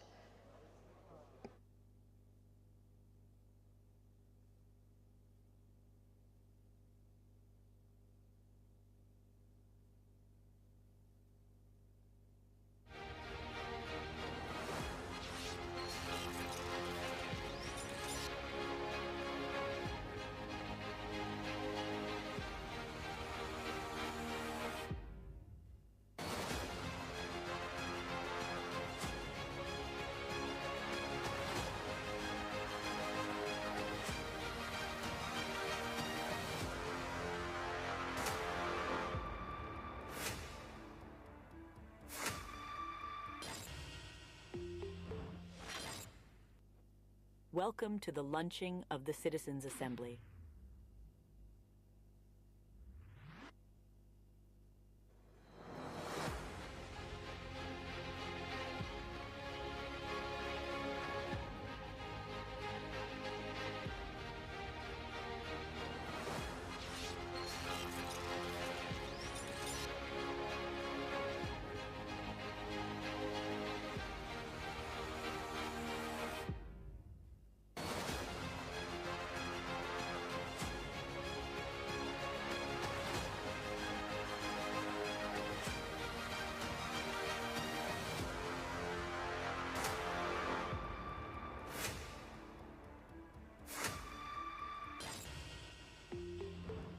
Okay, now that we're all back into the hall, you're welcome back from the tea break. Hope you enjoyed your tea, like I did. All right, let's begin with the first session, the spirit of volunteerism, fostering community growth. And I'd like to call on Lucy James, Public and Private Development Center, to handle this session. There she is. Please, let's give her a warm round of applause. You're welcome, ma'am. Thank you so much. All right, guys. Good morning or good afternoon, everyone. I'm happy to be here. Thank you so much, Madam Biodun, for inviting me. My name is Lucy James Abagi. I'm the Director of Partnership and Innovation at the Public and Private Development Center. And I'm happy to be here. At least we've done with the paparazzi, and we are here to learn. So if you are here with me together, please raise your hand this way. Let me see your hand if you're with me together. So we are teaching. So we need to grab our pens and our books to write. But first of all, I want to say that volunteering is the core work of any development focus that you want to embark on. I started my career as a volunteer. And so when my CEO was invited to anchor this session, and he said, Lucy, you will be the right person to do this. And I said, yes, because I remember about 7 years ago, I decided to leave my house and volunteer for something that is worthwhile, something that is sustainable, something that is tangible, something that has to do with human life. So volunteering is simply giving your life to a worthy cause, giving your time, your resources to a worthy cause, and is a return, there's a return metrics to it. So sometimes you might be volunteering and you're not giving any money. So I feel like moving about and leaving this place. Will you still hear me? Okay, so a bit of story before I use my 30 minutes and about 5 slides that I have to present here. When I started volunteering, first of all, I received my confirmation letter to volunteer because it was an NGO. Of course, there are protocols and processes for it. And I don't know if they pay volunteers now, but I wasn't paid. Yes, I wasn't paid. And I was excited, very happy to do it. And I remember my husband saying, don't worry, I'm going to drop you off every morning and take you back in the evening. But one thing that was outstanding for me was that when I got into the room filled with young people, I was excited that the people that are contributing their time, contributing their resources, their energy, their intellectual properties to something that is worthwhile. And I had made a resolution in my mind that I was going to give my best. And so I remember that I will be the first to wake up and to get to the office before anyone, and I will be the last to go. And let me tell you what happened. What happened was that I had other people that weren't volunteers that joined at my time, but then they were taken in as interns, and so they were paid some level of stipends. But I wasn't given any money. But I kept going. And I kept moving. And my first experience volunteering was to anchor a radio program. And I got home and I was like, wow, radio. Lucy, on radio. So luckily, the radio was Wazobia FM, and it was Pidgin. So I just felt like a normal Nigerian. I love to speak Pidgin. Oh yeah, now let's go and talk, you know. But one thing stood out, because when you volunteer for an organization, there is that platform for growth. There's that platform for exposure. So I want to give the honor to my then CEO that took me to the radio station himself, and I watched him do it. And then I went back and studied all through and learned how to present public speaking.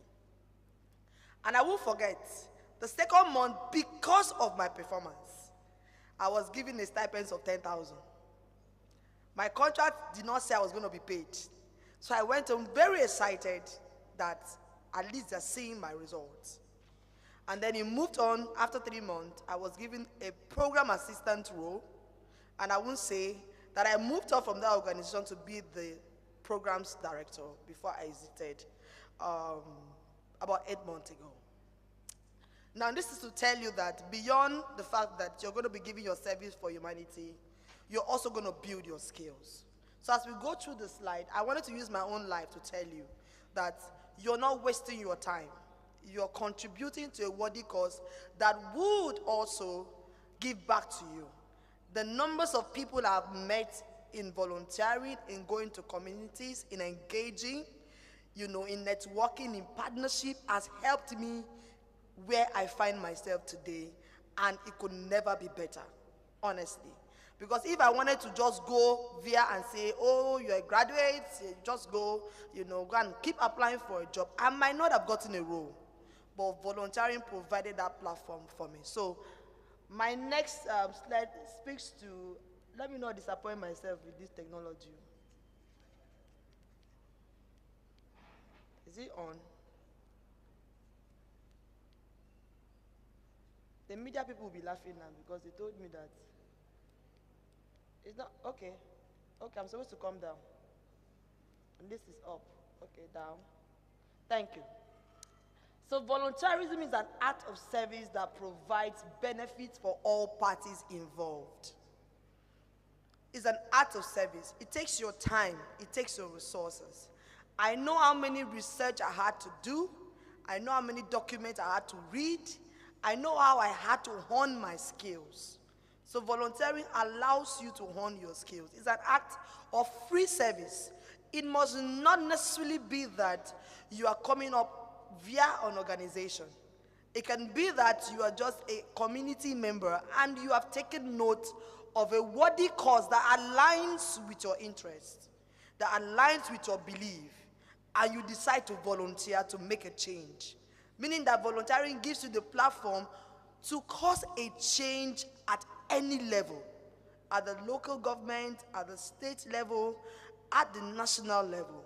And for most of the people that I've met in this space, in the NGO space, you see most of them started something that they believed in without any resources.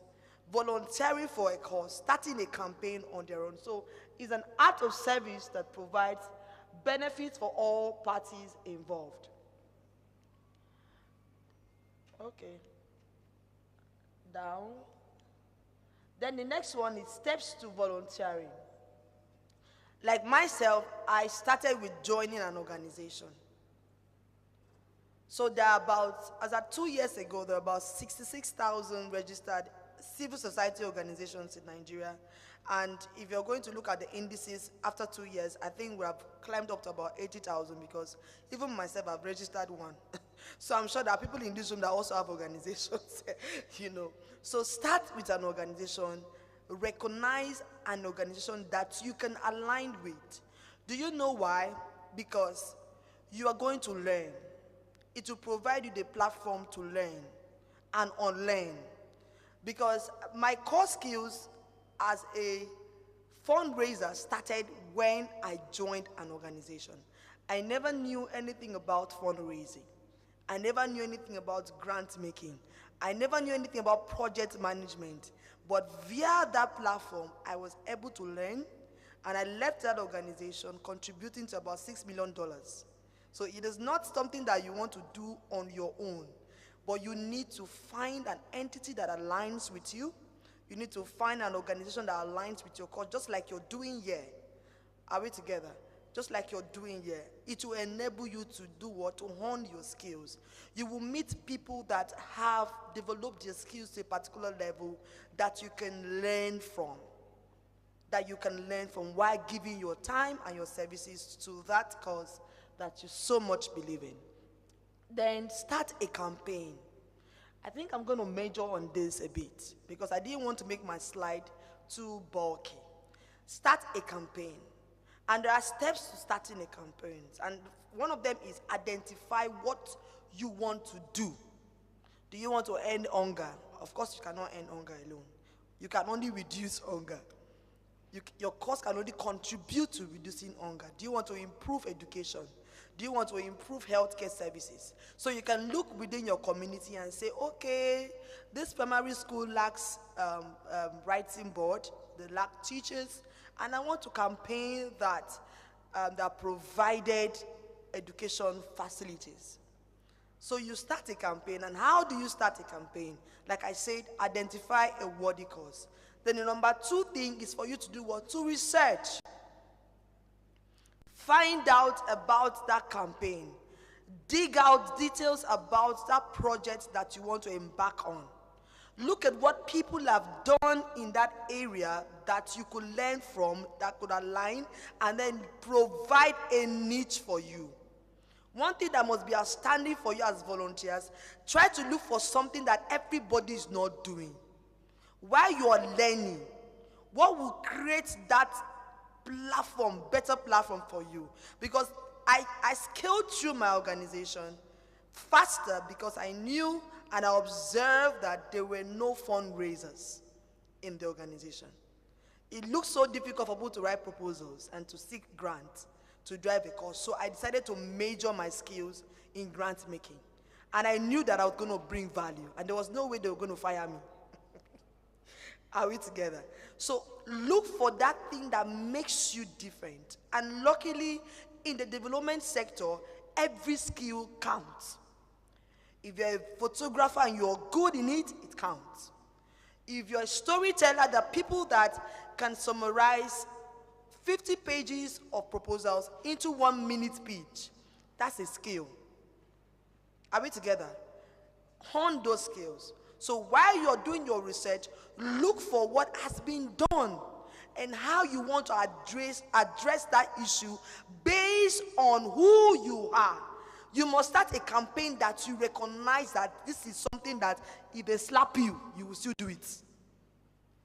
Are we together? Whether you have money or not, you will still do it. So something that, resonates with your personality.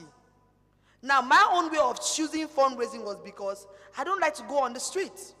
But I believe that if I raise resources, I could contribute to a bigger cause.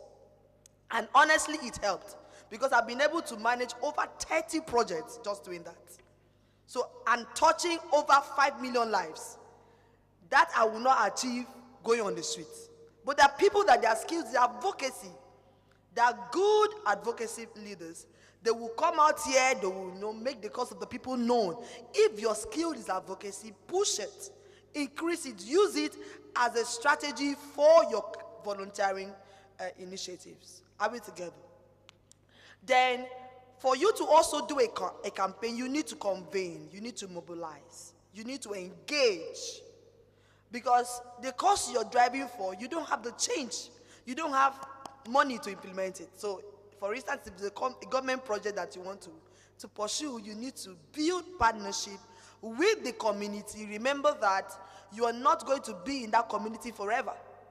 So you need to be able to build capacity of the community members to engage. I'm sure that my colleague from Chaka is going to do more around this. Build capacity of the community to engage with the information you found out. Make it data-driven. One of the issues we have with people when they're starting campaigns is that they just come out and say, there is no road here. You need to come from the angle of data. Even if those roads are not budgeted for, how long has that road been repaired?